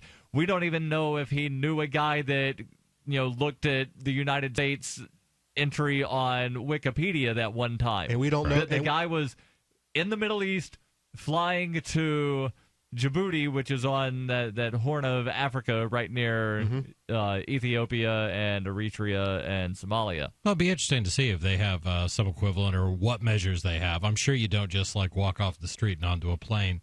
Yeah, everybody has some check-in procedure. They want to protect their planes just as much as we and their people as much as we do. We're talking money. They've got to have some deterrent set up where they're actually looking for stuff like that. They probably do, but if their TSA equivalent is anywhere as horrible as the TSA here in the U.S., where they fell somewhere between 50 to 95% of their own test, right? Then something's going to slip by. Or which government agency department hand walk them onto the plane. To prove, there you go, to prove their existence. Hey, we haven't had a plane blow up in a long time. Time for a false flag. And then, you're going to wind up having the U.S. TSA roll out some new regulation to prevent. We've got to stop this from happening here. We got to send our money. Remember the shoe bomber, so everybody had to start taking off their shoes. But when the underwear bomber did his thing, and again, the shoe bomber did not get on a plane in the U.S., the underwear bomber did not get on a plane in the U.S., but with the underwear bomber, they didn't start making people take off their pants to go through security. Now they have the scanners. Yeah, but I just want to say, before I came in the studio today, I did take off my shoes and my underwear outside. I do that every time I come in. Good. We don't want terrorists in this studio, but we do want your thoughts on this topic. Or anything that's on your mind. 855-450-FREE. That's 855-450-3733. or LRN.FM on Skype. This is Free Talk Live. Removing bad taste and odor from your drinking water is easy. Removing the bad stuff you don't taste is what ProPure does best. Water the way nature meant it to be. Clean, crisp, and refreshing. See the complete line of ProPure countertop, inline, gravity, and household water filtration products. Visit your authorized ProPure dealer or ProPureUSA.com. That's ProPureUSA.com or call 800-544-3533. So you've got to take a state construction license exam or certification. Can't decide on what books or what chapters to study? Discover right now how you can eliminate unnecessary books and wasted study time. At contractorexam.com, our study materials zero in on state-required test topics in an effective, multiple-choice format. So whether you're a plumber, electrician, general contractor, or other construction-related trade, contractorexam.com will help get you prepared. Visit us at www.contractorexam.com today. The Shire Free Church offers a sanctuary to those seeking an escape from state churches. The Shire Free Church is an interfaith, diverse group of people that may not share identical theological beliefs. As a member in or minister of the Shire Free Church, you are a sovereign individual and may be the faith of your choice. We don't claim to have all of the answers. We are open to all peaceful people. We want to learn from each other. What unifies the Shire Free Church and its diverse members is peace, love, and liberty. There are many paths to God, one for every individual. The Shire Free Church does not define a specific path beyond those parameters that must be your foundation. Peace as your way, love as your guide, and liberty as your light.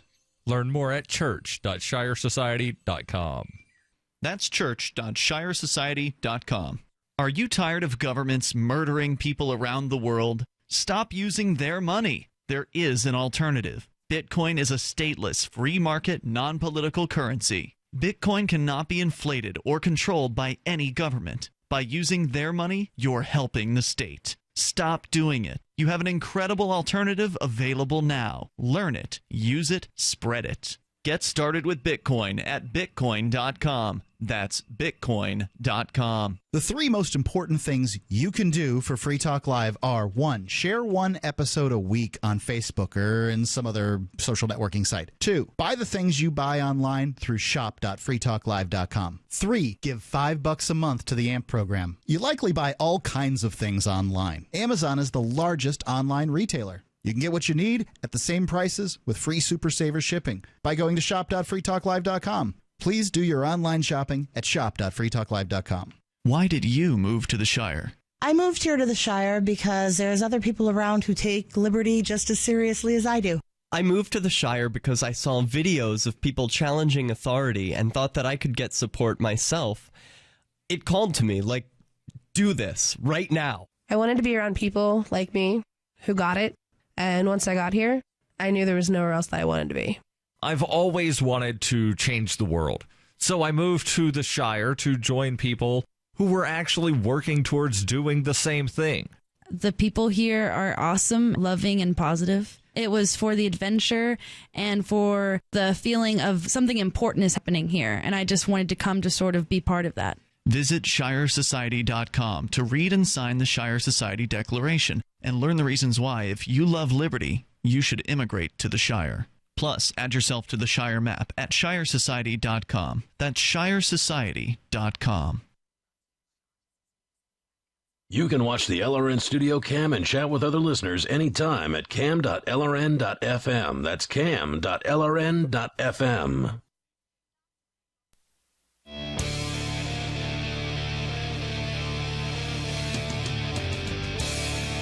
Free Talk Live, 855-450 free. That's 855-450-3733. Are you undocumented? Do you need documentation? Well, you can make up some business cards that have your name on it.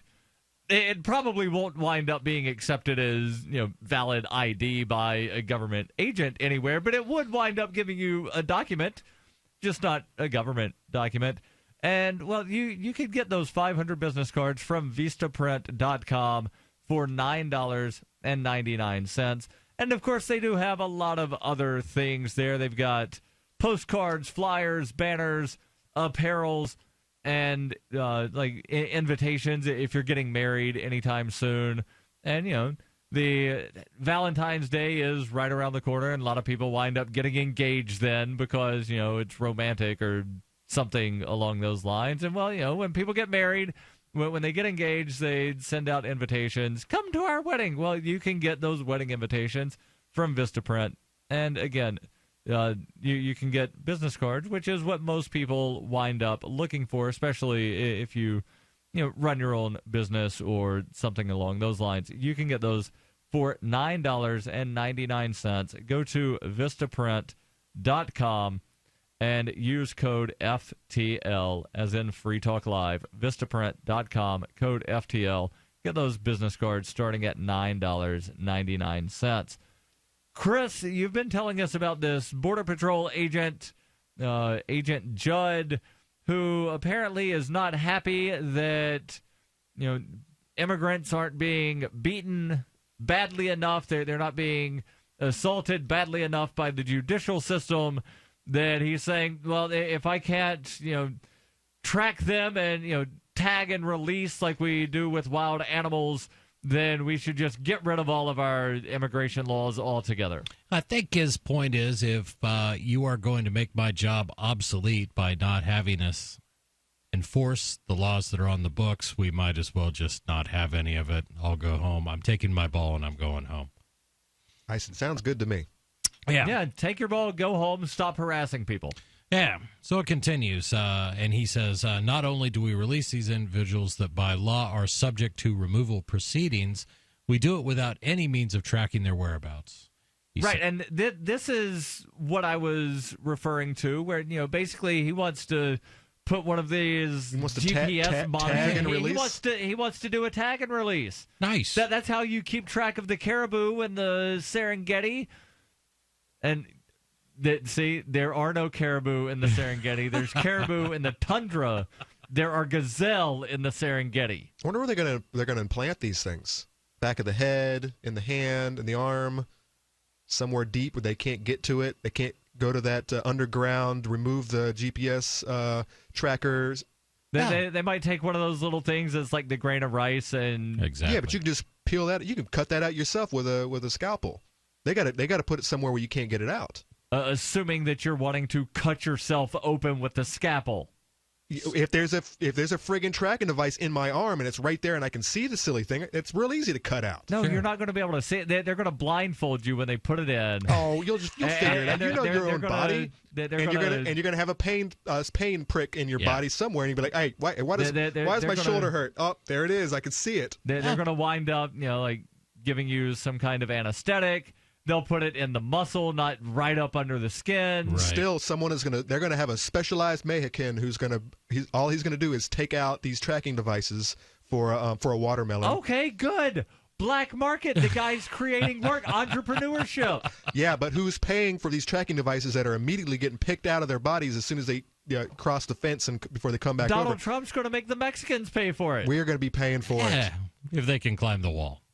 Actually, we won't be paying for it. The employers along the border who are hiring these people will have to pay for these tracking devices. Well, don't think it's it's going to be employers. our great-grandchildren because you're right.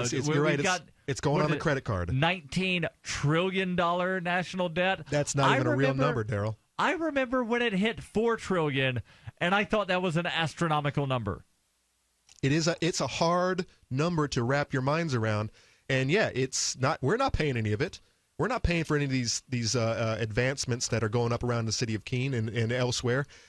It's getting tacked onto the credit card, and the kids are going to be taking care of it. And that is the most immoral part of this whole situation. I see that's not all of it. That's not all of it, because there are multiple ways to generate money, quote unquote. One of them is to borrow it, which is at least a somewhat what's the word I'm looking for? Moral way to do it. I'm going to borrow money and then I'm going to pay it back. If you're going to pay it off, if it's going to go down to the no. The but what I'm I saying, cannot take out a loan on your behalf and then say, don't worry, my grandkids will pay it Yeah, off. but your grandkids are going to be using that school system or that bridge or that road. But in our system, we don't even have to involve the Chinese. All we need is the feds to print some paper which says Treasury note on it, and then you take it over to the Federal Reserve, which says, to pay off the debt. I'm going to print some paper. I'm sorry, to pay the interest. I'm going to print some paper to buy your paper. And now you have my paper, and now you can go build bridges or do whatever you want. So we need to be clear when we talk about the debt and the deficit and what we're actually borrowing, because we're not borrowing at all. Half of it is just the shell game that takes place nowhere else other than Wall Street and Washington. Yeah. Well, a lot of people do not realize that, and as long as they have a roof over their heads and a meal and they don't have immigrants camping out in their yard, they're happy to just keep going along and getting along. And, hey, if it never affects them at all in their lifetime, but it only affects their kids. Right. After they say after these guys are coming out of the woodwork saying, hey, we need to raise the school budget because of the kids. But, hey, don't worry about borrowing all this money that they're going to be taken care of. I mean, in both cases, they really need to stand back and look at the bigger picture. And we really are in a bad situation, a bad place. In both cases, we're kicking the can down the road, and it's either going to fall on our students on our children because Chinese are buying our debt, and then we owe the Chinese. But then we also have this aspect of, just through the money printing that goes on between Wall Street and Washington, we're devastating the purchasing power of the dollar every time we inflate the currency. So that's the hidden tax on every one of us. We all pay more. I tell you, it drives me nuts that you could have bought a loaf of bread in 1960 for like a nickel or a dime. Or a house for, what did you say, 1969? I'm just saying 1960. All right, a house for $25,000. But Easy. here's the argument I use is, okay, have there been advances in farming that allow us to produce wheat more affordably? Yeah. Yes. Can we produce flour more affordably? Yes. Can we get goods to market faster and more cheaply? Yes. Then why is it now 200% higher for any given object, anything you want to buy? Because government. Right. Exactly. Because of government, because of crony capitalism. Not only because of the inflation that's happened, but also the price controls and all of the regulations and the regulatory expenses and all of these other hoops and hurdles and the taxes on these items that are having to be paid before they even ship it out of their warehouse. And then there's the subsidies given to farmers to where it helps you keep the prices affordable, but it would be an interesting analysis.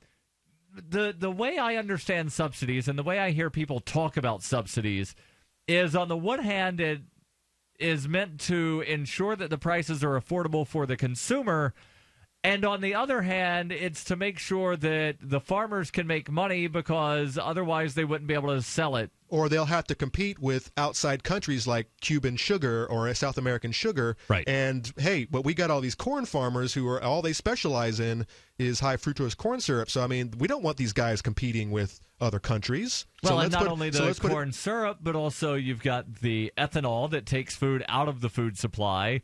The subsidies on corn incentivizes people to grow corn for ethanol for high fructose corn syrup. People use high fructose corn syrup instead of sugar because it's cheaper. It's cheaper because there's a tariff on the sugar, and then there's the incentive to buy the corn. It's madness. So it's madness. It's this weird circle to where you just keep going in the spiral and you can't get out of it. What are your thoughts? 855-450-FREE. Should we abolish illegal corn immigrating here from Mexican tariffs? Yeah. Free Talk Live.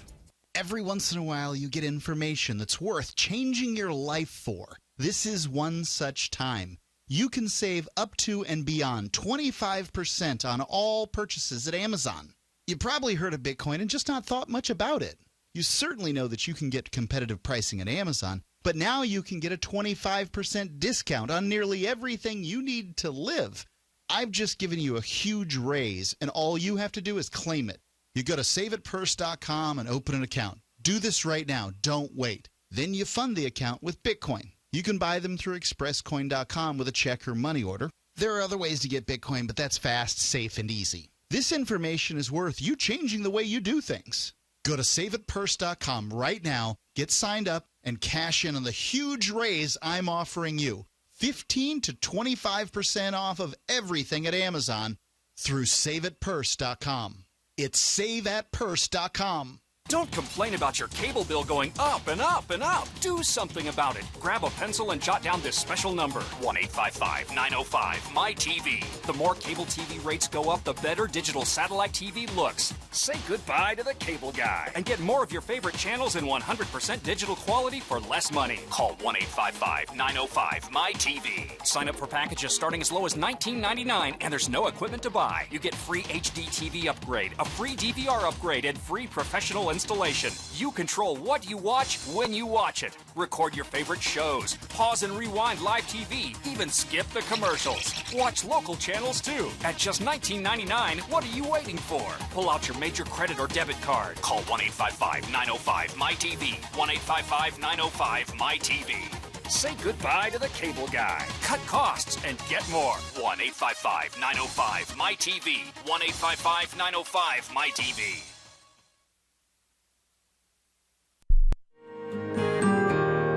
So the protection of life, liberty, and property is what the Free State Project is all about. But it's an effort to move 20,000 people who understand. It's about demonstrating to the entire country that, yeah, we can have a free market, a truly free market. Making it just a freer, great place to live. It's the world's largest voluntarist libertarian community, and it's only getting bigger. That's amazing, to be able to move to a place where other people passionately believe in being free and independent. What the Free State Project is managing to do, though, is to put their money where their mouth is. It's physically getting up across the country and saying, let's go someplace and let's demonstrate the power of these ideas. There's a lot of kind of philosophy that surrounds liberty. There's a lot of thinking about it and talking about it. But here in New Hampshire, people are doing it. 101 Reasons Liberty Lives in New Hampshire, a documentary by Free State Project Early Movers. Watch it free at 101reasonsfilm.com. 101reasonsfilm.com. If you want to know the latest about Free Talk Live before we go on the air, all you need to decide is how you want it delivered. It's your choice. Visit news.freetalklive.com. You can get emailed announcements and participate in contests via our email updates list. Plus, we have a Twitter account that you can follow and a Facebook page where you can become a fan. So visit news.freetalklive.com to get news about Free Talk Live as soon as it's announced and the way you want it delivered at news.freetalklive.com. That's news.freetalklive.com.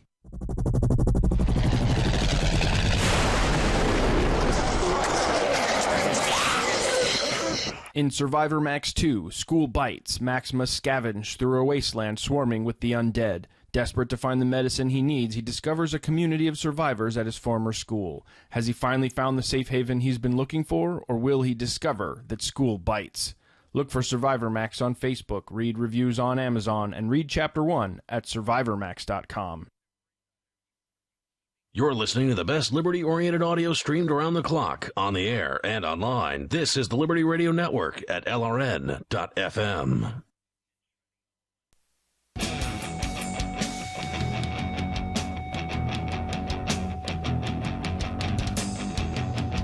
Free Talk Live, 855 450 free.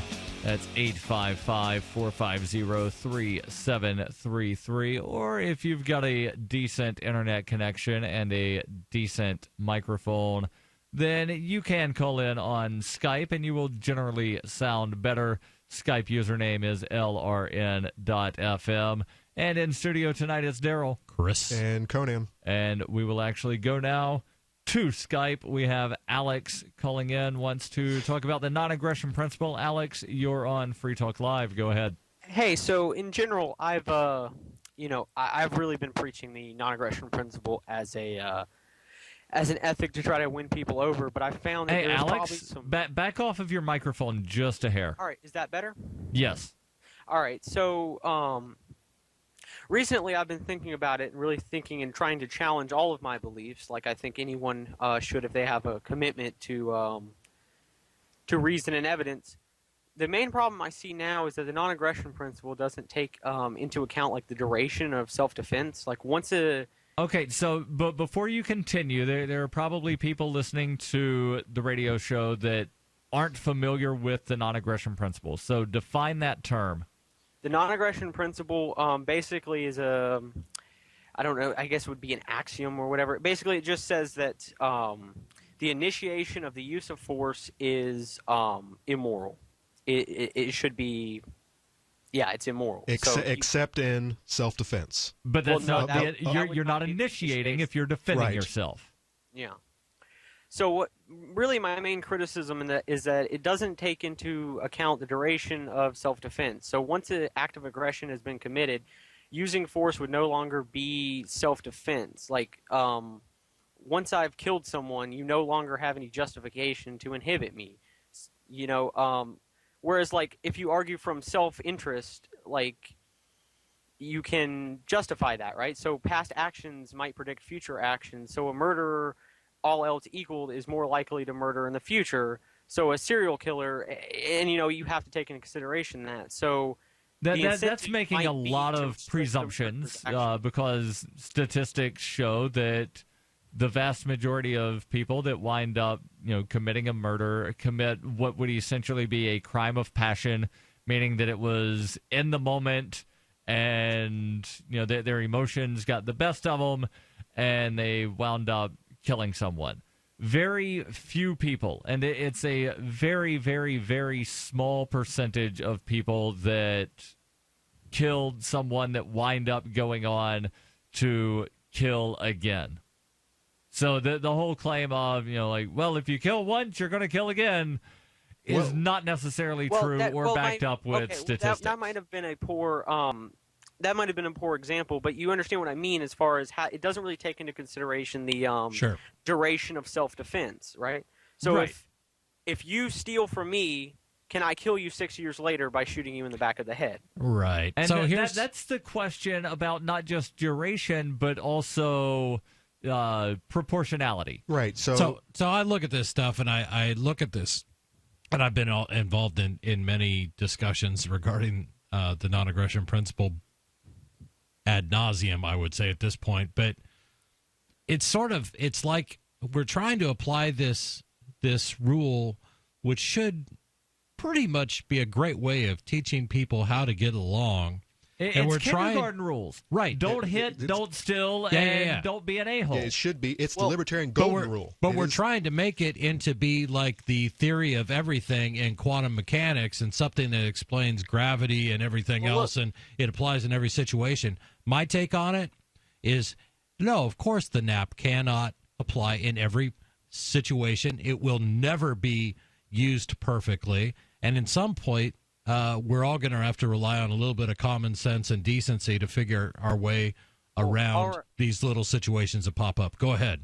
All right, gentlemen. So what I'm proposing is not to say, okay, aggression is justified. But what I'm proposing is maybe not calling it a principle, like a universal principle. Because, like you said, you basically just laid that out. You said, well, this is a good rule of thumb among productive, peaceful people, right? This is a good ethic to live by, and I think that that's important, and these are libertarian ethics that will arise if people are following their, you know, meta self-interest. And, so what are you proposing? I'm proposing instead of calling it the non-aggression principle, it should be called the non-aggression rule of thumb, and the way that an anarcho-capitalist society should be explained to people is people acting within their self-interest. Yeah, I'm kind of with you on that.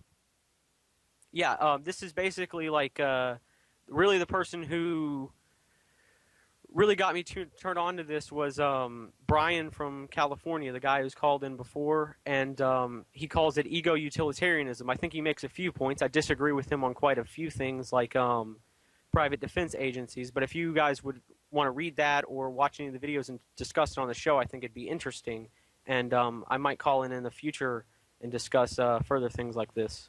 All right, Alex, thanks for the call. Thanks for the call. And, you know, that's definitely interesting of calling it the non-aggression rule of thumb.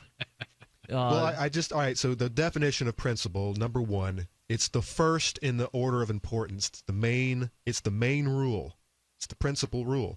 So, I mean, I don't know. Right, you can have other rules other than that. But, I mean, the non-aggression principle is the main starting rule. point. It's the starting. You start with it. It's the starting point. It's the foundation. Sure.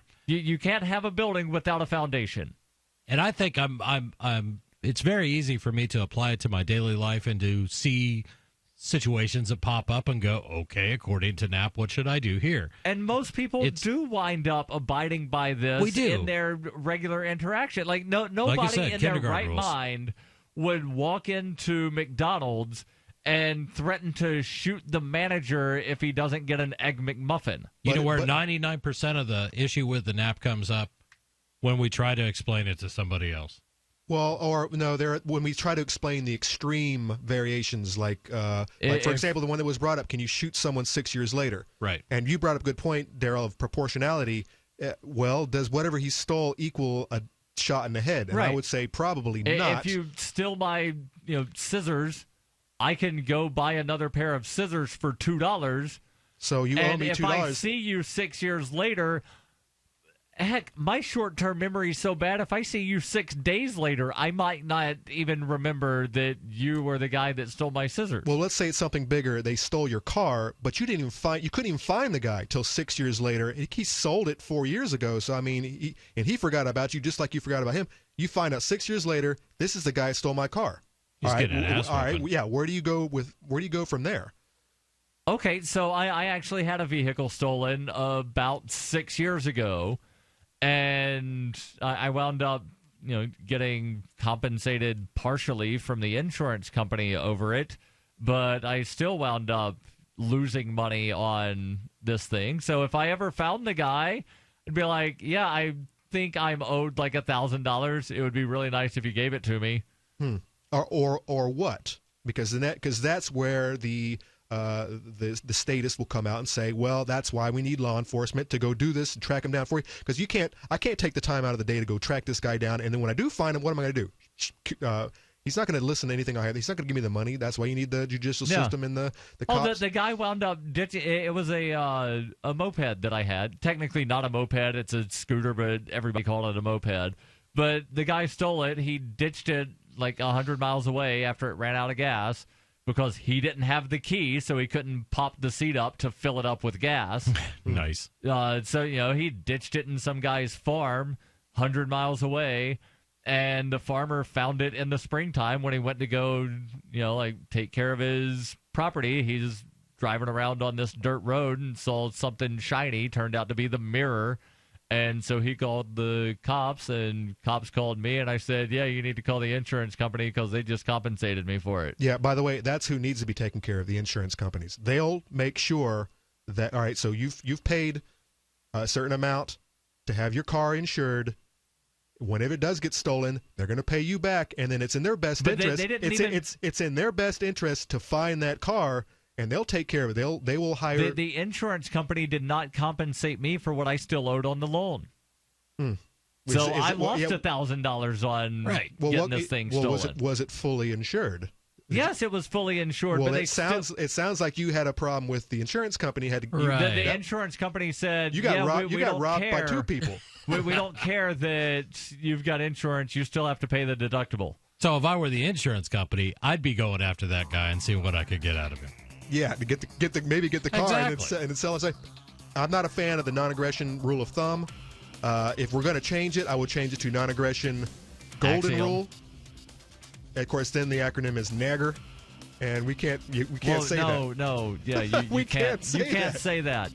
So let's just keep it NAP.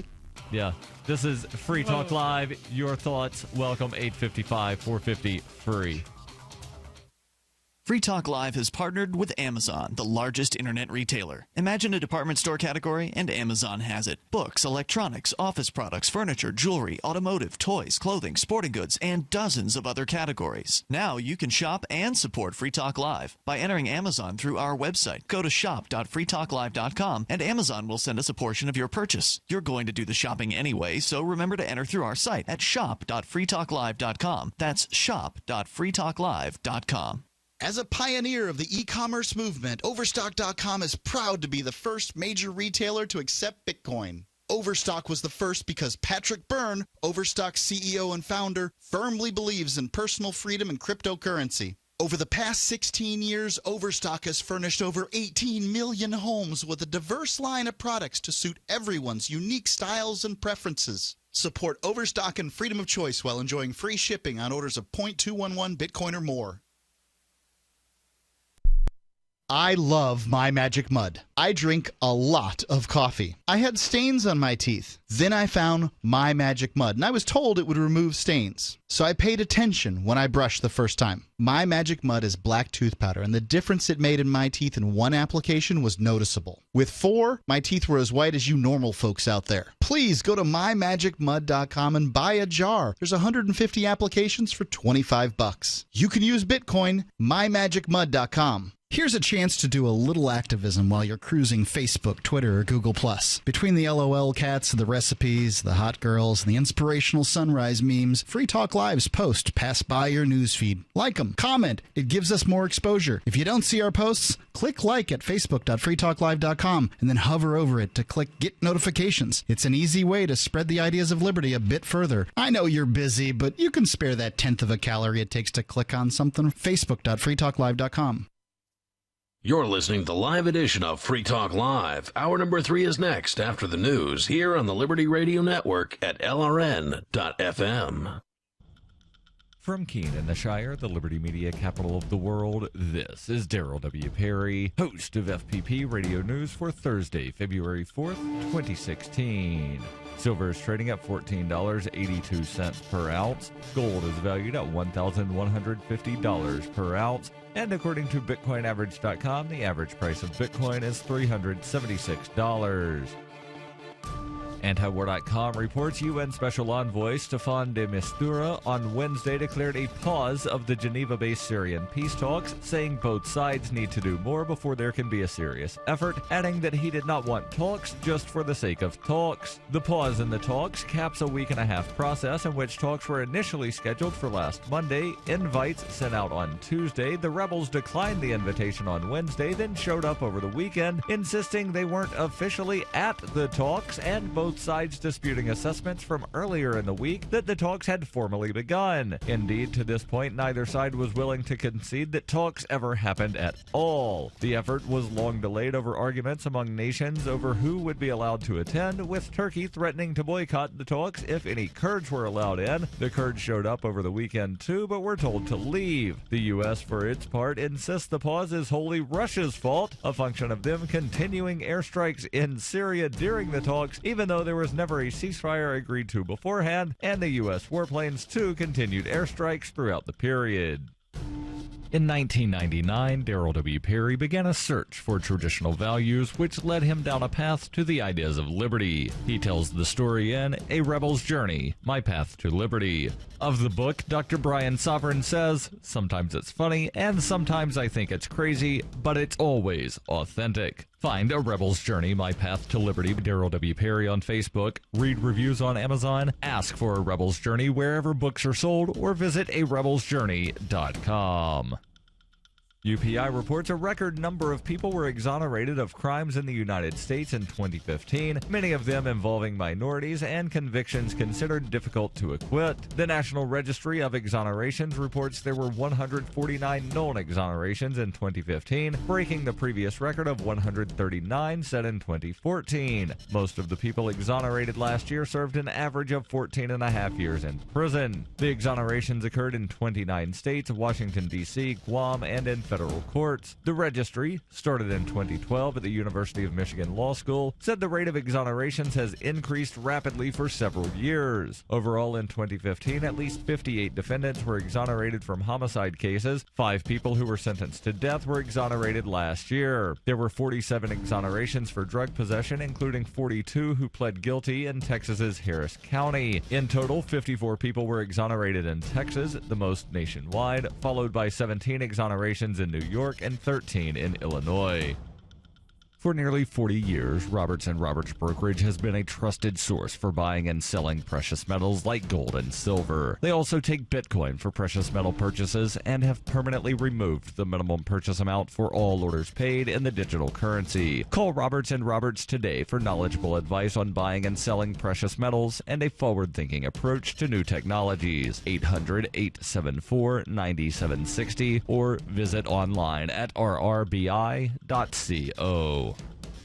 Reuters reports in early January, occupiers in a wildlife refuge in eastern Oregon mulled how the siege would end and what would become of them, including facing prison or death. What they did not anticipate was an apparent splinter group of occupiers ignoring their pleas and refusing to leave the remote Malheur National Wildlife Refuge. Now, frustration is mounting as the holdouts cloud the fate of 9 former occupiers in custody charged with conspiracy to impede federal officers. 2 others were released on conditions that they wear tracking devices as they await trial. A judge has cited the continued standoff as a major obstacle to the release of at least some of those who remain in custody. Andrew Colmetz, an attorney for arrested protester Jason Patrick, referred to the holdouts as, quote, for idiots, end quote, at odds with his client's aims. Eamon Bundy, the leader of the group from jail, asked through his attorney for the remaining occupiers to stand down, and Patrick was arrested soon after. But the holdouts have ignored that plea. At a court hearing on Wednesday for Bundy and the other defendants, prosecutors revealed that they had obtained a grand jury indictment against 16 people, including the defendants. None of the 4 who remain at Malheur National Wildlife Refuge were among the original group of occupiers.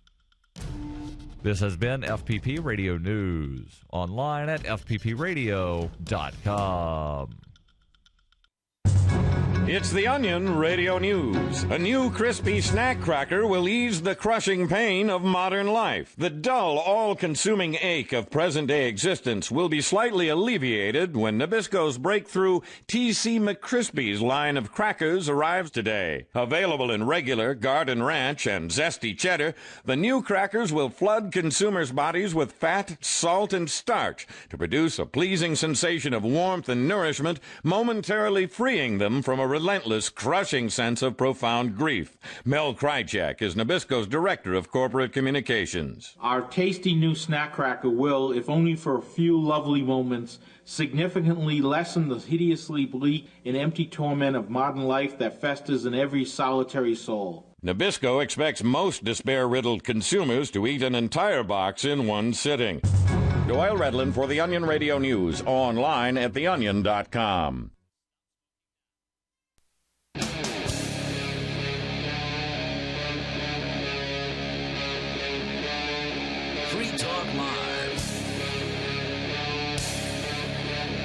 Kicking off hour number 3. This is Free Talk Live. Your thoughts, welcome. 855-450-FREE. In studio tonight is Darryl, Chris, and Conan. And we have been, off the air talking off and on about education. And partly because there's a big school board meeting coming up here in a couple of days in Keene, New Hampshire, where 2 of the 3 of us live.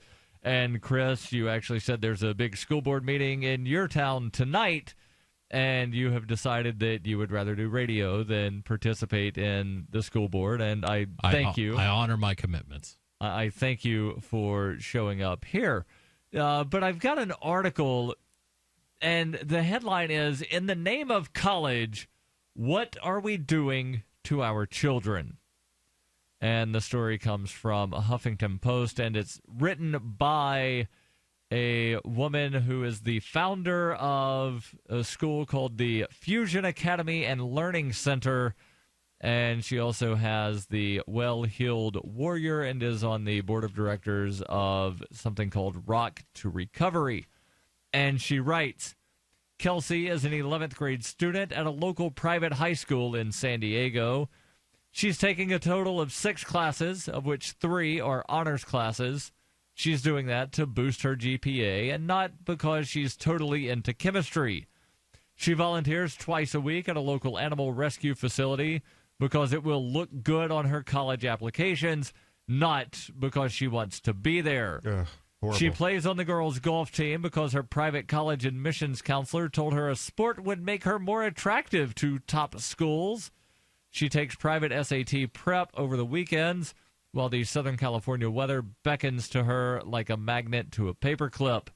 Her mother brings her dinner in her bedroom because she sometimes spends 6 hours per night doing homework. 6 hours a night. This on top of, 7 or 8 hours of school, plus after-school curriculum, plus volunteering 6 hours a night doing homework. I sense a burnout coming soon. Kelsey also often falls asleep sometime around 1 a.m. with the lights on and with her notebook scattered around her on the bed. Sometime between 1 a.m. and 6 a.m., her mother tidies things up for her so that when Kelsey opens her eyes the next morning, she's ready to do it all again. The above story is not an exaggeration. The author of this piece says, I have been a head of school in San Diego for over 2 decades, and the stories I have heard, just like Kelsey's, are heartbreaking to me. And to be honest with you, I'm angry about it. Have we lost our collective consciousness? Have we forgotten what childhood is, what it's for, why it even exists at all? Have we as parents, educators, counselors, and even students bought into some asinine idea of what the years 15 through 18 are all about? I can only answer, yes, we have lost our collective consciousness, and we're making one of the largest mistakes we can make while hurting our children in the process. Oh, most definitely. Let me add to that. We, because we're going to be around for a while, are going to feel the repercussions of this millennial group for the longest time. They are going to bring it to us in a hard way, and society as we know it is going to get turned on its head. These kids are worthless. These kids don't know anything. These kids can't get a job. They're still living with their parents. I mean, it's all going to trickle down, and it's going to affect the whole of society in a hard way. So let me ask you this question: how do you actually teach them something and teach them skills to where they can get a job without having them do 6 hours of homework after school every day? The first thing you have to, just like the article says, the first thing is stop wasting your time on a bunch of nonsense that they're not interested in or doesn't have anything to do with their core major. If they're interested in becoming a scientist, then there's all kinds of classes that just don't fall into that realm. Now, if they want to take some extracurriculars just to blow off some steam, then yeah, go ahead. But I mean, all these core classes that people are forced to take that have nothing to do with their long-term education, like foreign languages, or maybe they're not artists. So why are they wasting their time taking an art class? Yeah, sure, it increases the synapses in your brain, makes your brain function a little better learning a foreign language. But you know what? So does playing video games. Well, allow me to go all Mike Rowe on you. But I think part of the problem is that we still teach and guidance teachers teach or guidance counselors and our parents keep telling these kids that the way to get successful, you have to have a college degree, and it's getting even more competitive. So you have to even have, you have to get your undergraduate stuff done. Then you're going to have to go to a graduate school. And what we end up with is a glut of people that are overqualified for most jobs, for a lot of jobs. I'm going to say that, they're going into fields that just don't have jobs at all. Case in point, I have a Facebook friend back from when I was like playing games on Facebook, and she went and she got an English major. And guess what she's doing now? She works at Family Dollar. Now, to her credit, she's an intelligent young woman, and she's now in management, and she's actually making a pretty good career about it. But she could have done that without going to college. Yeah, you know exactly. what? You know what? Most people who ended up going to college are intelligent people. And a lot of them didn't need to go to college to be intelligent. They were already intelligent. I will say that there's only one group of people that should go to college. Doctors, heart surgeons, brain surgeons. Yeah. Okay, two groups of people. People that need some advanced degree for doing what it is that they're going to do. So, doctor, brain surgeon, rocket scientist. The other group of people... We don't need rockets, Darryl. There's nowhere to go with the rockets. There are lots of places to go with rockets. You can't take the sky from me. The other group of people, and these are the only ones that I would even encourage to go to college, are the people that are getting scholarships.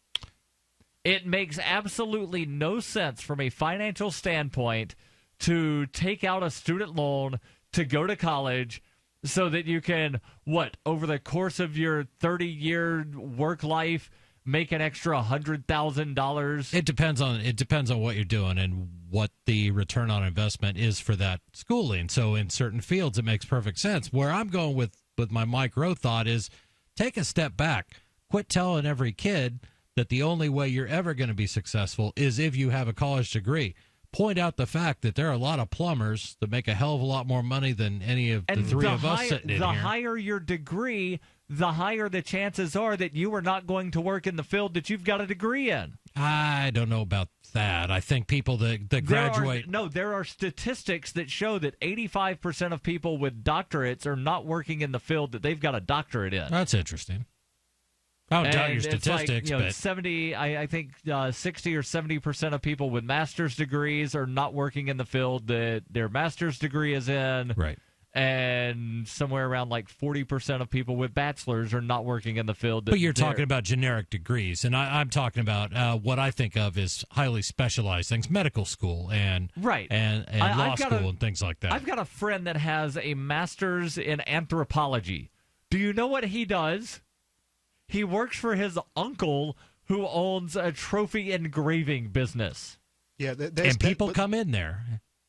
People equal anthropology. So I can see he is actually working in his field. No, he is not working in his field. He works with people. If there's any good news from what's going on with this student debt, this horrific student debt, I think we're going. The next generation. Everybody's going to vote for Bernie because free education. Yeah, well, until the money runs out completely. But they're going to be so disillusioned with this idea that what money? It's free. So disillusioned with the idea that you need a degree to get a job, and they've come to the idea that it's a bunch of BS. That this whole generation has been forcing it down our throats for many, many years. My whole life, that a degree is the only way to get a good job. They're going to die out soon, and you're only going to have left is a bunch of people with student debt, and they'll be like, nope. It's all a bunch of crap. Yeah, it is. What do you think? Is it all a bunch of crap? 855-450-FREE. This is Free Talk Live. Every once in a while, you get information that's worth changing your life for. This is one such time. You can save up to and beyond 25% on all purchases at Amazon. You probably heard of Bitcoin and just not thought much about it. You certainly know that you can get competitive pricing at Amazon, but now you can get a 25% discount on nearly everything you need to live. I've just given you a huge raise, and all you have to do is claim it. You go to saveitpurse.com and open an account. Do this right now. Don't wait. Then you fund the account with Bitcoin. You can buy them through expresscoin.com with a check or money order. There are other ways to get Bitcoin, but that's fast, safe, and easy. This information is worth you changing the way you do things.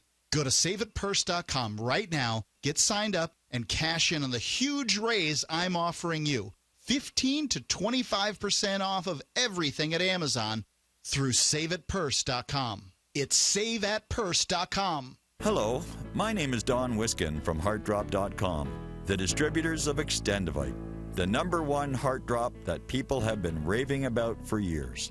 Every February for the last 16 years, HeartDrop.com has had a Heart Month sale to help you stay heart healthy. For only $115 plus shipping and handling, you can get a 4-month supply of Extendivite in either liquid or capsule form to help you get started on your path to better health. Now is the time to stock up. Order what you need. Stay heart healthy all year with the #1 heart drop, Extendivite.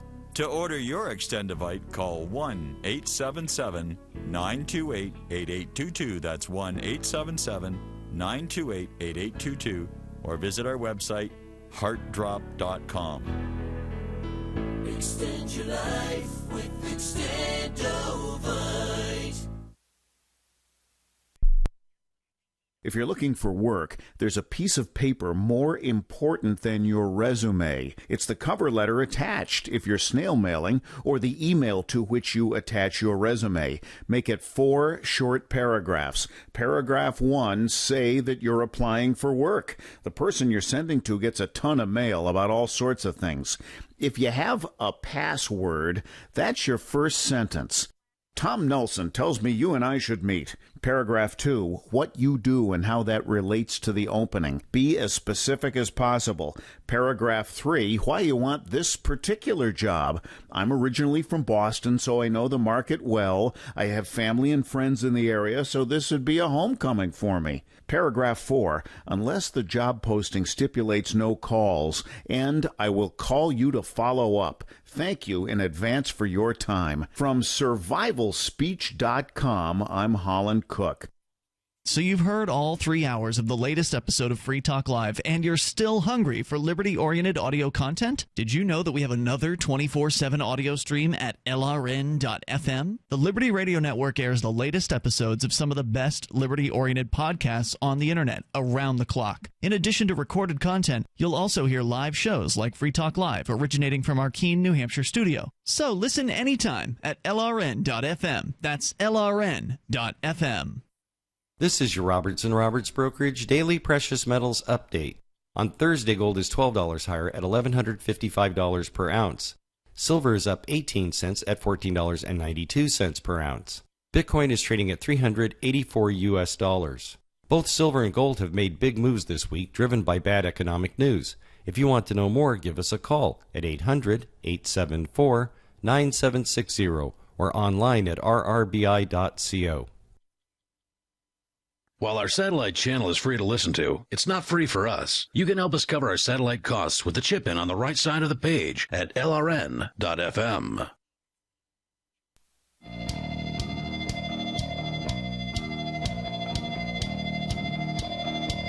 Free Talk Live, 855-450-FREE. That's the toll-free call-in line.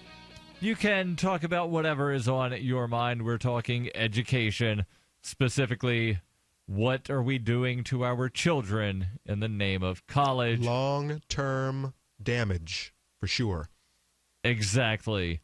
Something that will not cause long-term damage is buying your sweetie Sherry's berries.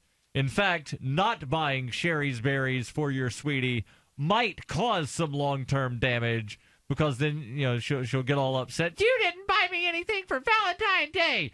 Well, you can buy her some delicious Sherry's berries, delicious dipped strawberries, that is, from Sherry's Berries, starting at $19.99. That's over a 40% savings. And you can be a hero. You can up your status by doubling the amount of berries for just $10. And then you keep that extra set of berries for yourself. That way you actually wind up getting some. These things are absolutely delicious. They have, I've had the white chocolate with the chocolate swizzle on it. There's also a milk chocolate that has, I think it's crushed almonds. There's a dark chocolate with little chocolate chunk things. And I'm looking at their menu selection here. I definitely want to try the cheesecake strawberries. Those sound absolutely delicious. There's also a champagne and cocktail strawberry and a lot of other things. And maybe, ladies, you want to buy something for your guy. Maybe he likes football. Well, they actually have football, baseball, and basketball-themed baskets. You can get those. And when you go to berries.com, click on the microphone in the top right-hand corner. Use the code FTL, and you can get your berries starting at $19.99. Double that amount for $10 more. Berries.com. Click on the microphone. Use code FTL. We go now to the phones, and we have another Darryl. This is not me calling the show. This is someone else in Austin, Texas, named Darryl. Darryl, you're on Free Talk Live with your other brother, Darryl, Chris, and Conan. Yes.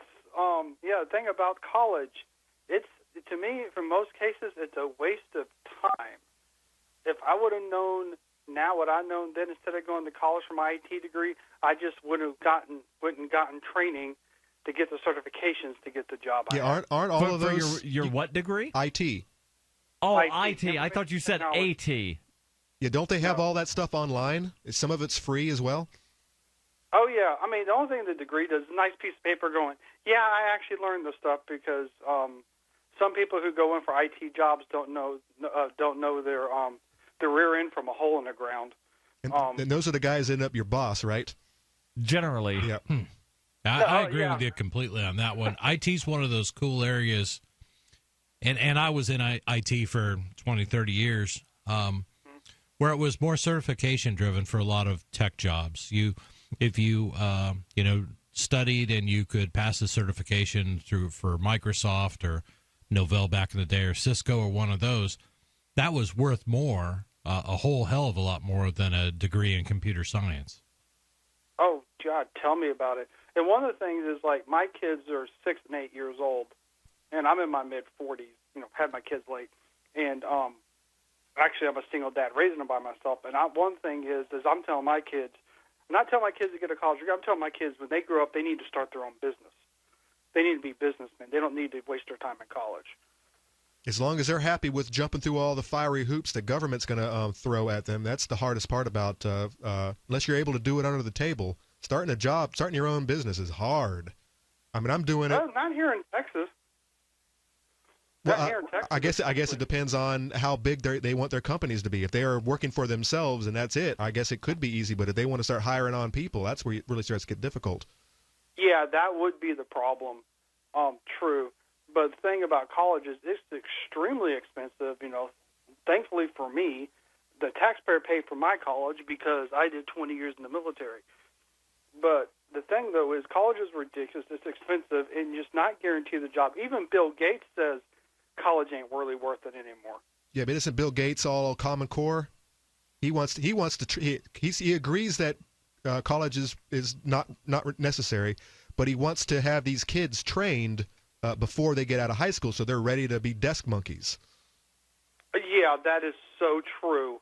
Because, when I heard this whole thing that there was a conspiracy that a bunch of really wealthy people want us to have this public education system so they could have employees. I'm like, that sounds ridiculous. The more I look into it, the more I'm like, oh, my God.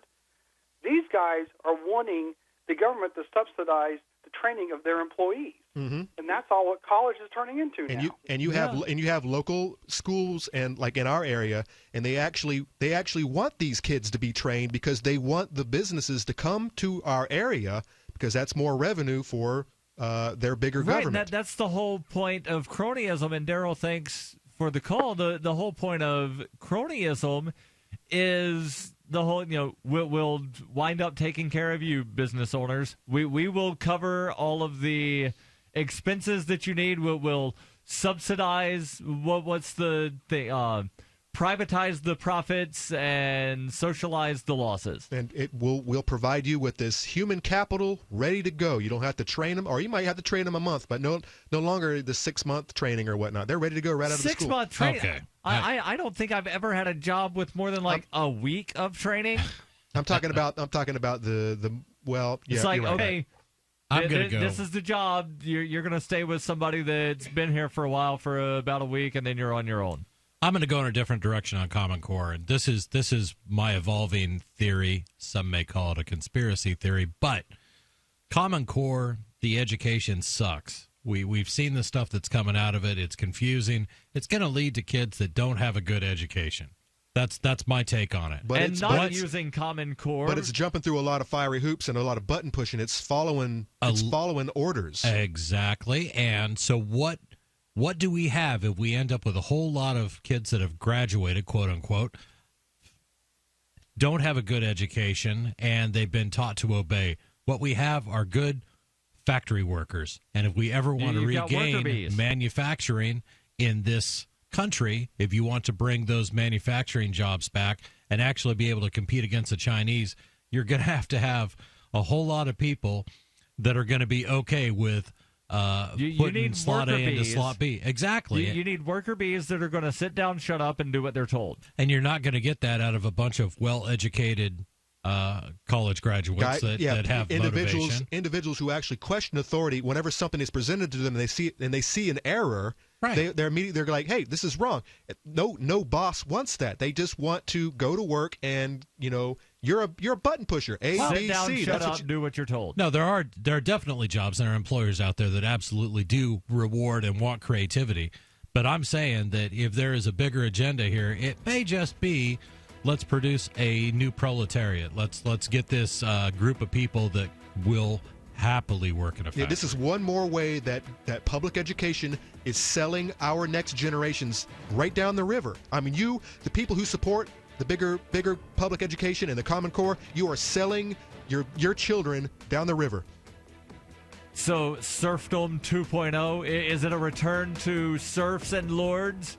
Free Talk Live. So you've got to take a state construction license exam or certification. Can't decide on what books or what chapters to study? Discover right now how you can eliminate unnecessary books and wasted study time. At contractorexam.com, our study materials zero in on state-required test topics in an effective, multiple-choice format. So whether you're a plumber, electrician, general contractor, or other construction-related trade, contractorexam.com will help get you prepared. Visit us at www.contractorexam.com today.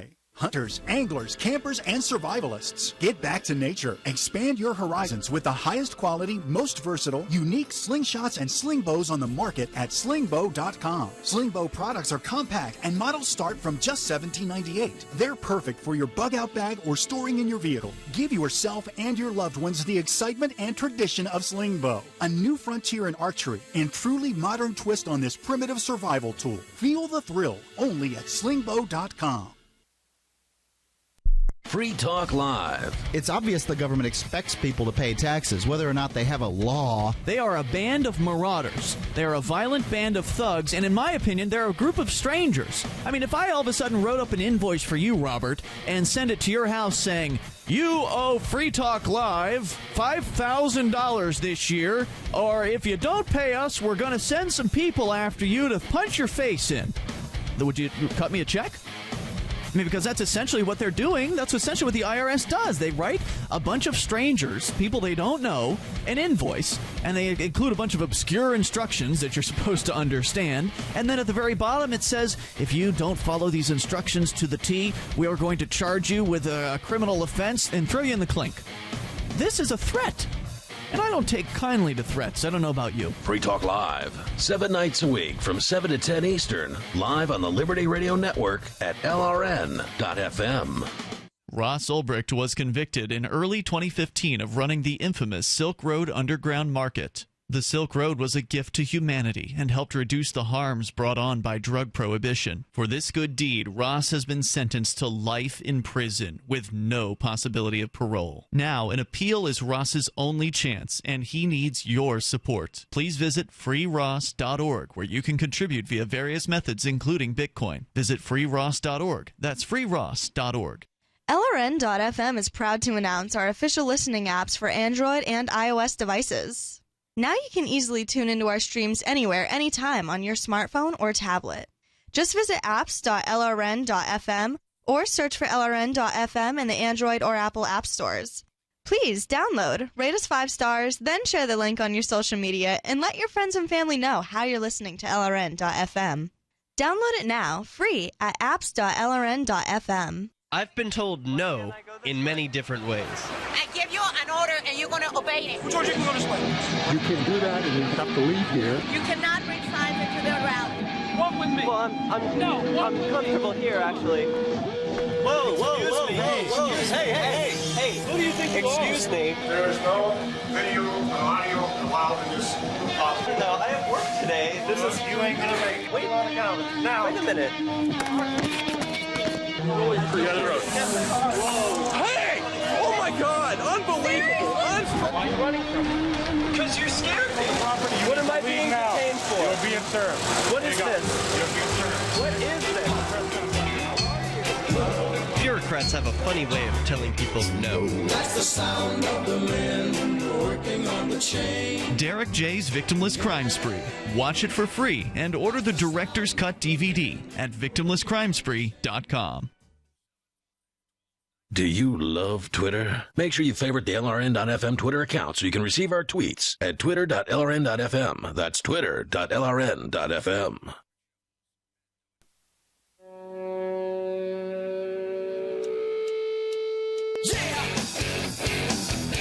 This is Free Talk Live. 855-453. That's 855-450-3733.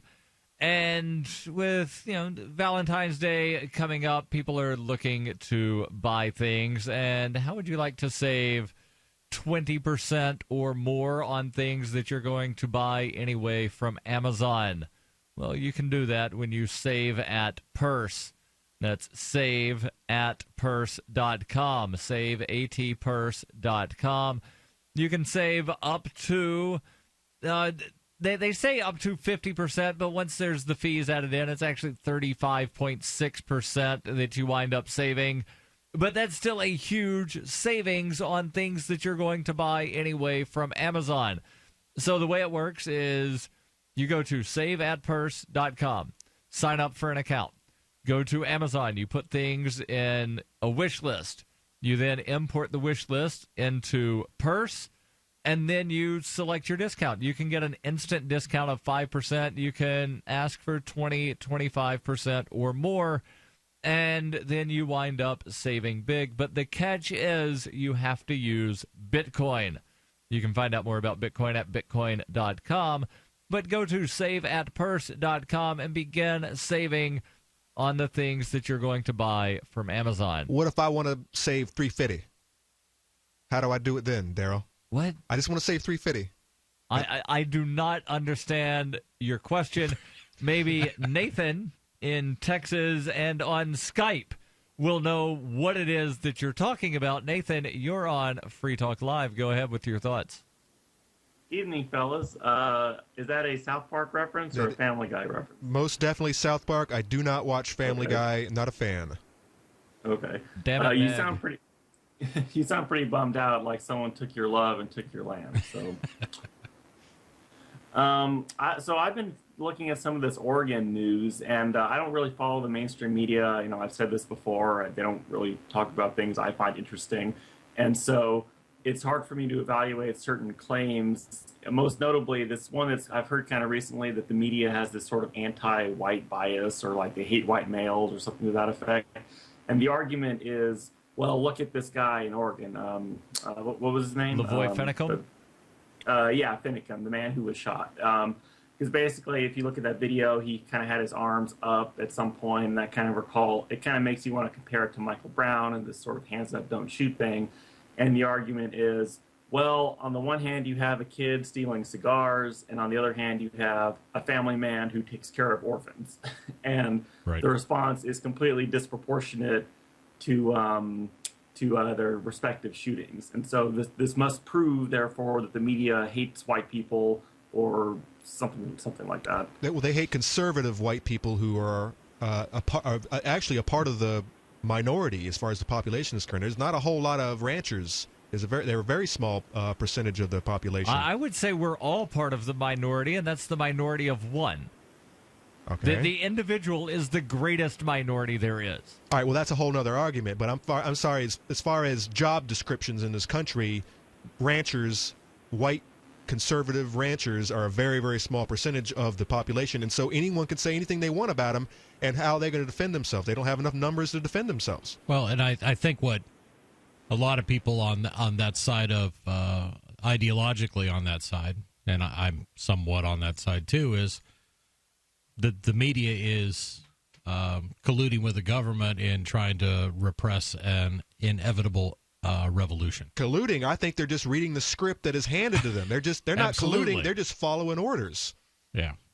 And of course, whoever's reading the news on television is reading a script. There are no real journalists working for mainstream media. The news reporters on, and even local TV, they've got somebody that's writing the story for them. So, yes, they are reading a script. I mean, but I do not buy the claim that, there's some global elite person that writes the newscast and then hands it down to, Jimmy, the journalist. Let's just start at the very lowest level. Our local level, the city of Keene, after they have one of their board members, our board meetings, they'll actually hand the transcripts and or whatever happened. They'll just hand it to the Keene Sentinel, and the Keene Sentinel because they prepare all of their comments. And they pretty much write it word for word. This works at every single level, and of course, the higher you get, the more money is behind backing these people, the more leverage they have to get. Yeah, it is a conspiracy. It's a huge conspiracy. But are there lizard men up at the very top that are holding strings? I don't know about that. Nathan, what are your thoughts on this? Well, I don't think it's lizard men or anything. I think they have incentives to cooperate with the government for a lot of reasons. Centralization, and you can't get interviews with. I think Nima from the Freedom Fiends, he has a good interview where he talks about this. You can't get interviews if you don't play nice or play ball with. It's not even necessarily a conspiracy. I mean, he gave an example of interviewing some local city council guy. He said something like, okay, well, let's meet up and you can ask me questions and I'll decide if I like you and if we'll continue this relationship, kind of a thing. So it's kind of weird. It's not, they act as if they were an arm of the state in a lot of ways, but there's no central committee saying oh, well, you have to say this or you can't say this, or you must. It's all understood. Well, and I think you're dead on when you talk about incentives, and I use that word a whole heck of a lot because everybody has incentives, and if the incentives to get ahead is pleasing the guy above you, then that all trickles down, and eventually it does make it to the reporter, and it does make it to the school board member and everybody else. And we are following, I think, in all these areas where our country is headed, and it just happens that the incentives are there for everyone to play their role. And Nathan, I want to ask you this question specifically, and Chris, Conan, I'll get your thoughts after Nathan gives his. To what extent do you think that contrarianism plays a part in the way some people wind up reporting on things that happen? So the more conservative news outlets, if you will, they were, basically whatever narrative the liberal news outlets are giving about the Lavoie Finicum thing of here's all the reasons he deserved to die.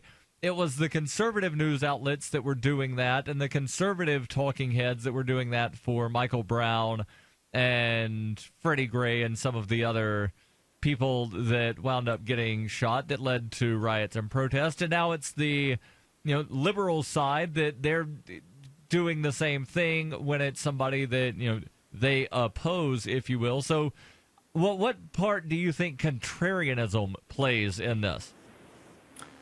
Well, I know that they like to gin up fear. I mean, that's definitely a factor. But you're saying they want to contradict the narrative. They just want to be contradictory for the sake of being contradictory. It's the whole, Rush Limbaugh can never agree with Barack Obama. If Barack Obama held a press conference to say the sun is setting tonight and the sky will be blue tomorrow, Rush Limbaugh would go on the radio and talk about how the sun sets in the morning and the sky is not blue. No, I definitely think that happens. I mean, you can even look at the Affordable Care Act, right? Or Obamacare? Wasn't that really a Republican thing at that the was 90s or whatever? Newt Gingrich's response to Hillary Care that then became Romney Care that Barack Obama decided to nationalize. No, yeah, I think that exists, but I think it's more. I think they're more motivated to create fear and make people panic and want to tune in for that reason. That's probably like a secondary reason, I would say. And I won't eliminate the profit motive in all this too. Is if you want to make money off of advertising dollars off of a huge group of, we've got the country split in half pretty much ideologically, then whatever they say, I'll say the opposite, and that other half of the country is going to love me and buy my soap. That's part of the divide and conquer sort of thing, to where you give the illusion that you're the opposite when you, in fact, actually wind up, you're actually agreeing on everything. You're just making people think that you disagree. And we make money either way. And then, yeah, you make money either way. It's like funding. It's like the bankers funding these wars all across the country. They fund both sides of the wars, and they wind up winning. 855-450 free. This is Free Talk Live. Are you searching for your soulmate? Someone you can trust, who will never betray you or cooperate with the NSA? Stop searching. With EasyDNS, you found a keeper. EasyDNS does it all. Domain names, web hosting, and managed WordPress hosting. EasyDNS stands up for your internet freedom. And with servers in Canada, they do not cooperate with the NSA. Go to EasyDNS.com. You'll love their services or get a full refund. They guarantee it. And they accept Bitcoin. That's EasyDNS.com. DVD, books, music, instruments, periodicals, computers, software, electronics, photo, cell phone, office products, home and garden, bed and bath, furniture, kitchen, pet supplies, automotive, hardware, apparel, shoes, jewelry, grocery, healthcare, sports and outdoors, toys, games, used, and more. It's a department store at your fingertips. Shop.freetalklive.com. Get all your shopping done, get a great deal, and a portion of your purchase goes to benefit Free Talk Live when you enter Amazon via shop.freetalklive.com. I'm Nick Soboleski, a Select Quote agent with a true story that could save you hundreds of dollars a year. A woman named Linda just called. Her husband, Ray, has a $300,000 group life insurance policy, but is changing jobs and can't take it with him. Well, I impartially shopped the highly rated term life insurance companies we represent and found Ray, who is 41 and takes medication to control his cholesterol, a 10-year, $500,000 policy for under $26 a month. That's almost twice the coverage for less than half of what he had paid. If SelectQuote hasn't shopped for your life insurance, you're probably paying too much. For your free quote, call 1-800-403-4885. That's 1-800-403-4885. 1-800-403-4885. Or go to SelectQuote.com. We shop, you save. Get full details in the example policy at SelectQuote.com/commercials. Your price could vary depending on your health, issuing company, and other factors. Not available in all states. If you are successful at what you do, whether you're a doctor, a lawyer, a business owner, or you have a great career, you understand the concept of protecting yourself. Well, are you protecting yourself, your family, and your assets with quality term life insurance? Consider these possible rates. A man age 45 non-tobacco user could obtain $1 million of coverage for as little as $75 a month, and this rate is fixed for the next 10 years. We specialize in policies of $500,000 and above. A man age 50 non-tobacco user may be able to obtain $500,000 of coverage for as little as $115 a month. And this rate is fixed for the next 20 years. We have great rates for smokers too. Call the Term Lifeline now. 800-872-0403, 800-872-0403, 800-872-0403. Free Talk Live has partnered with Amazon, the largest internet retailer. Imagine a department store category, and Amazon has it. Books, electronics, office products, furniture, jewelry, automotive, toys, clothing, sporting goods, and dozens of other categories. Now you can shop and support Free Talk Live by entering Amazon through our website. Go to shop.freetalklive.com, and Amazon will send us a portion of your purchase. You're going to do the shopping anyway, so remember to enter through our site at shop.freetalklive.com. That's shop.freetalklive.com. So you've signed the Shire Society Declaration and are planning your move to New Hampshire to be around more liberty-oriented people. Next, sign up for the Shire Society Forum at forum.shiresociety.com. There are a bunch of people there who are already in the Shire, and they want to meet you. If you're already in the Shire physically, you should also come by the forums. Remember, not everyone uses Facebook. New people are signing up for the Shire Society Forum every month, so drop in and say hello at forum.shiresociety.com. Listen to LRN.FM on any phone, anytime. 213-493-0309. That's 213-493-0309.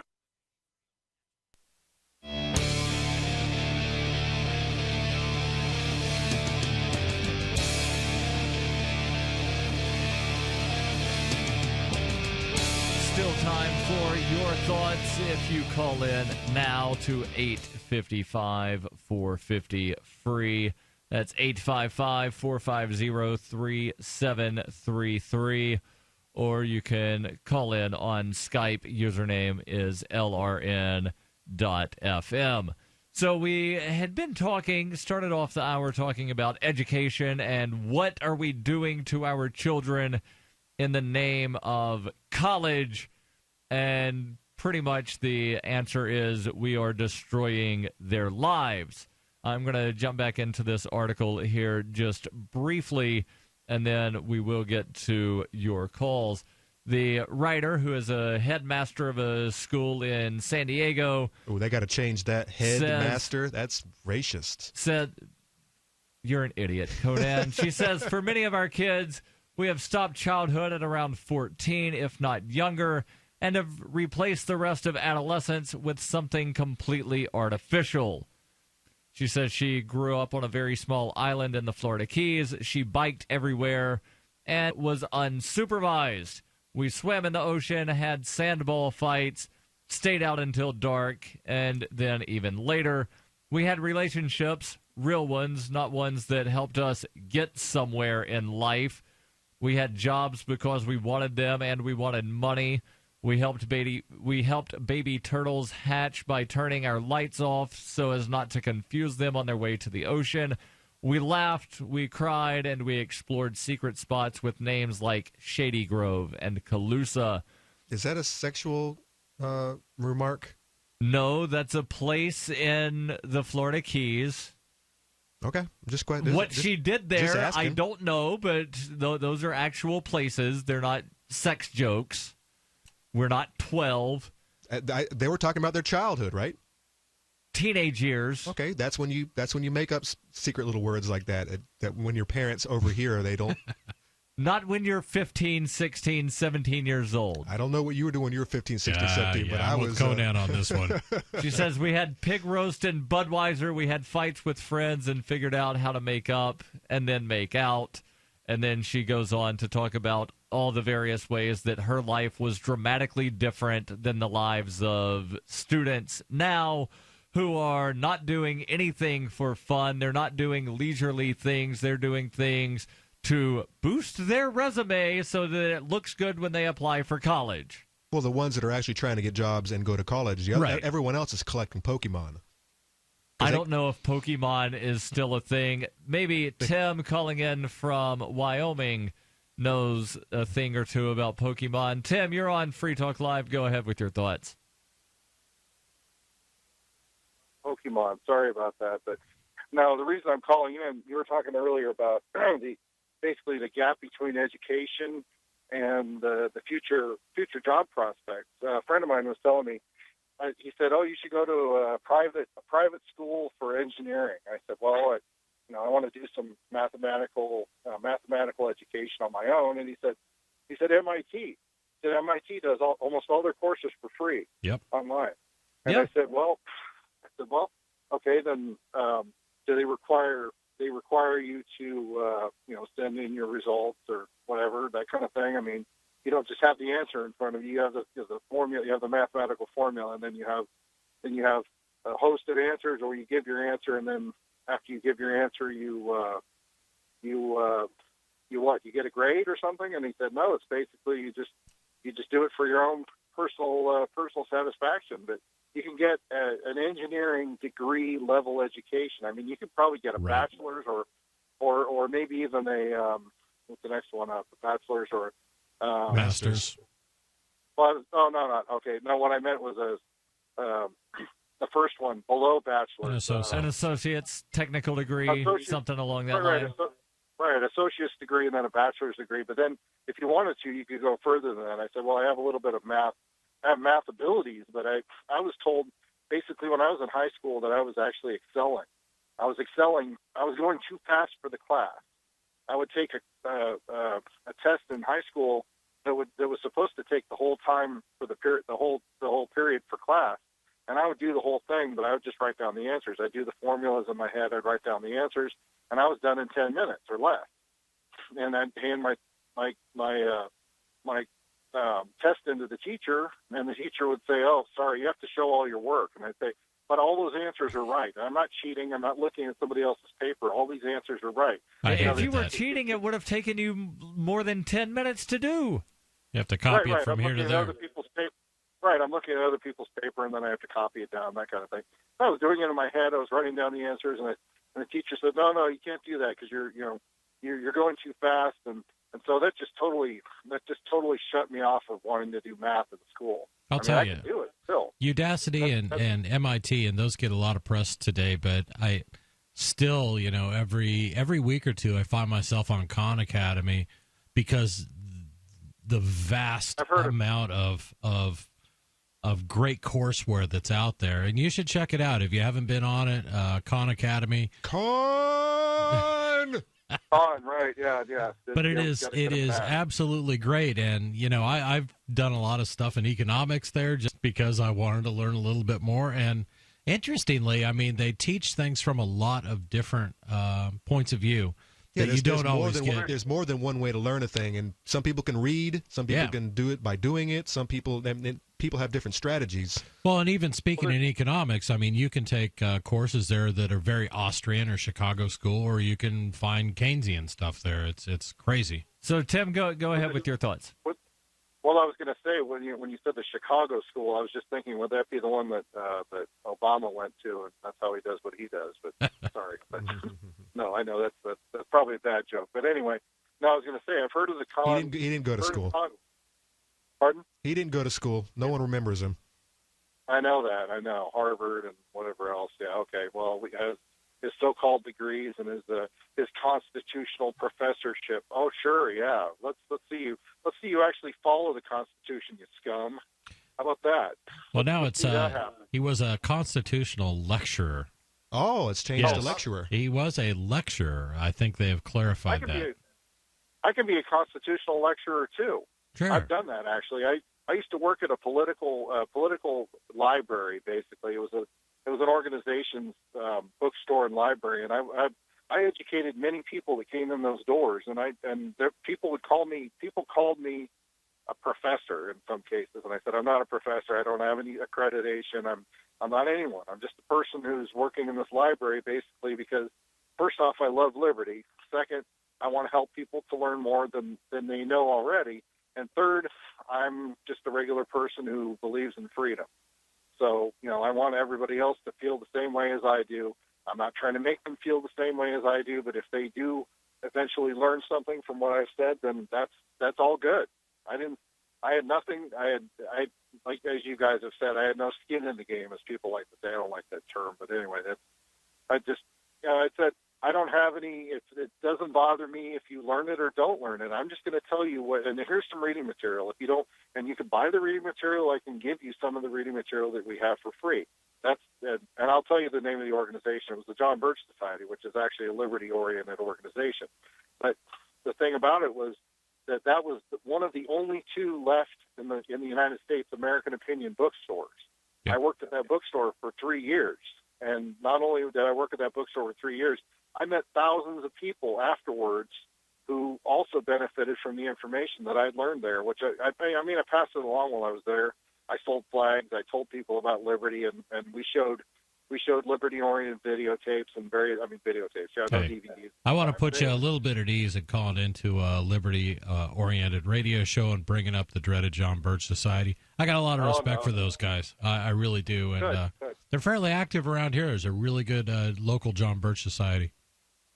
Yeah, my experience with the Birchers is they're good on some aspects of liberty, and then other stuff, we need to keep out the Mexicans. Well, you're going to have that with individuals. What they do teach is read and understand the Constitution, and I think when that's your message, understand where our founding fathers were coming from, then you're kind of opening that avenue for people to come to their own conclusions, to make up their own minds. And that's right. Not just that, but I mean the thing about I would say not being a spokesman for the Birch Society, but I would say, as having been a member, that the Birch Society's position on borders is that you can't have specific geographic regions called countries unless you have borders, and you have to be able to enforce those borders in some way.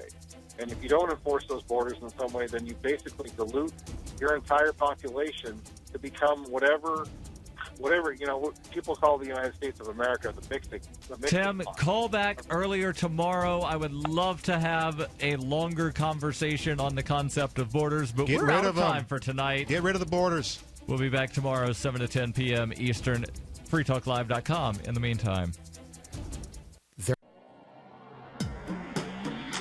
Free Press Publications is an independent, alternative media and publishing company founded in June 2009 with the mission of ensuring a free press for the freedom movement and is committed to spreading the message of peace, freedom, love, and liberty. FPP also gives new authors an avenue for publishing freedom-oriented material. FPP brings you daily news and commentary on the website, fpp.cc, as well as a daily 5-minute newscast, FPP Radio News.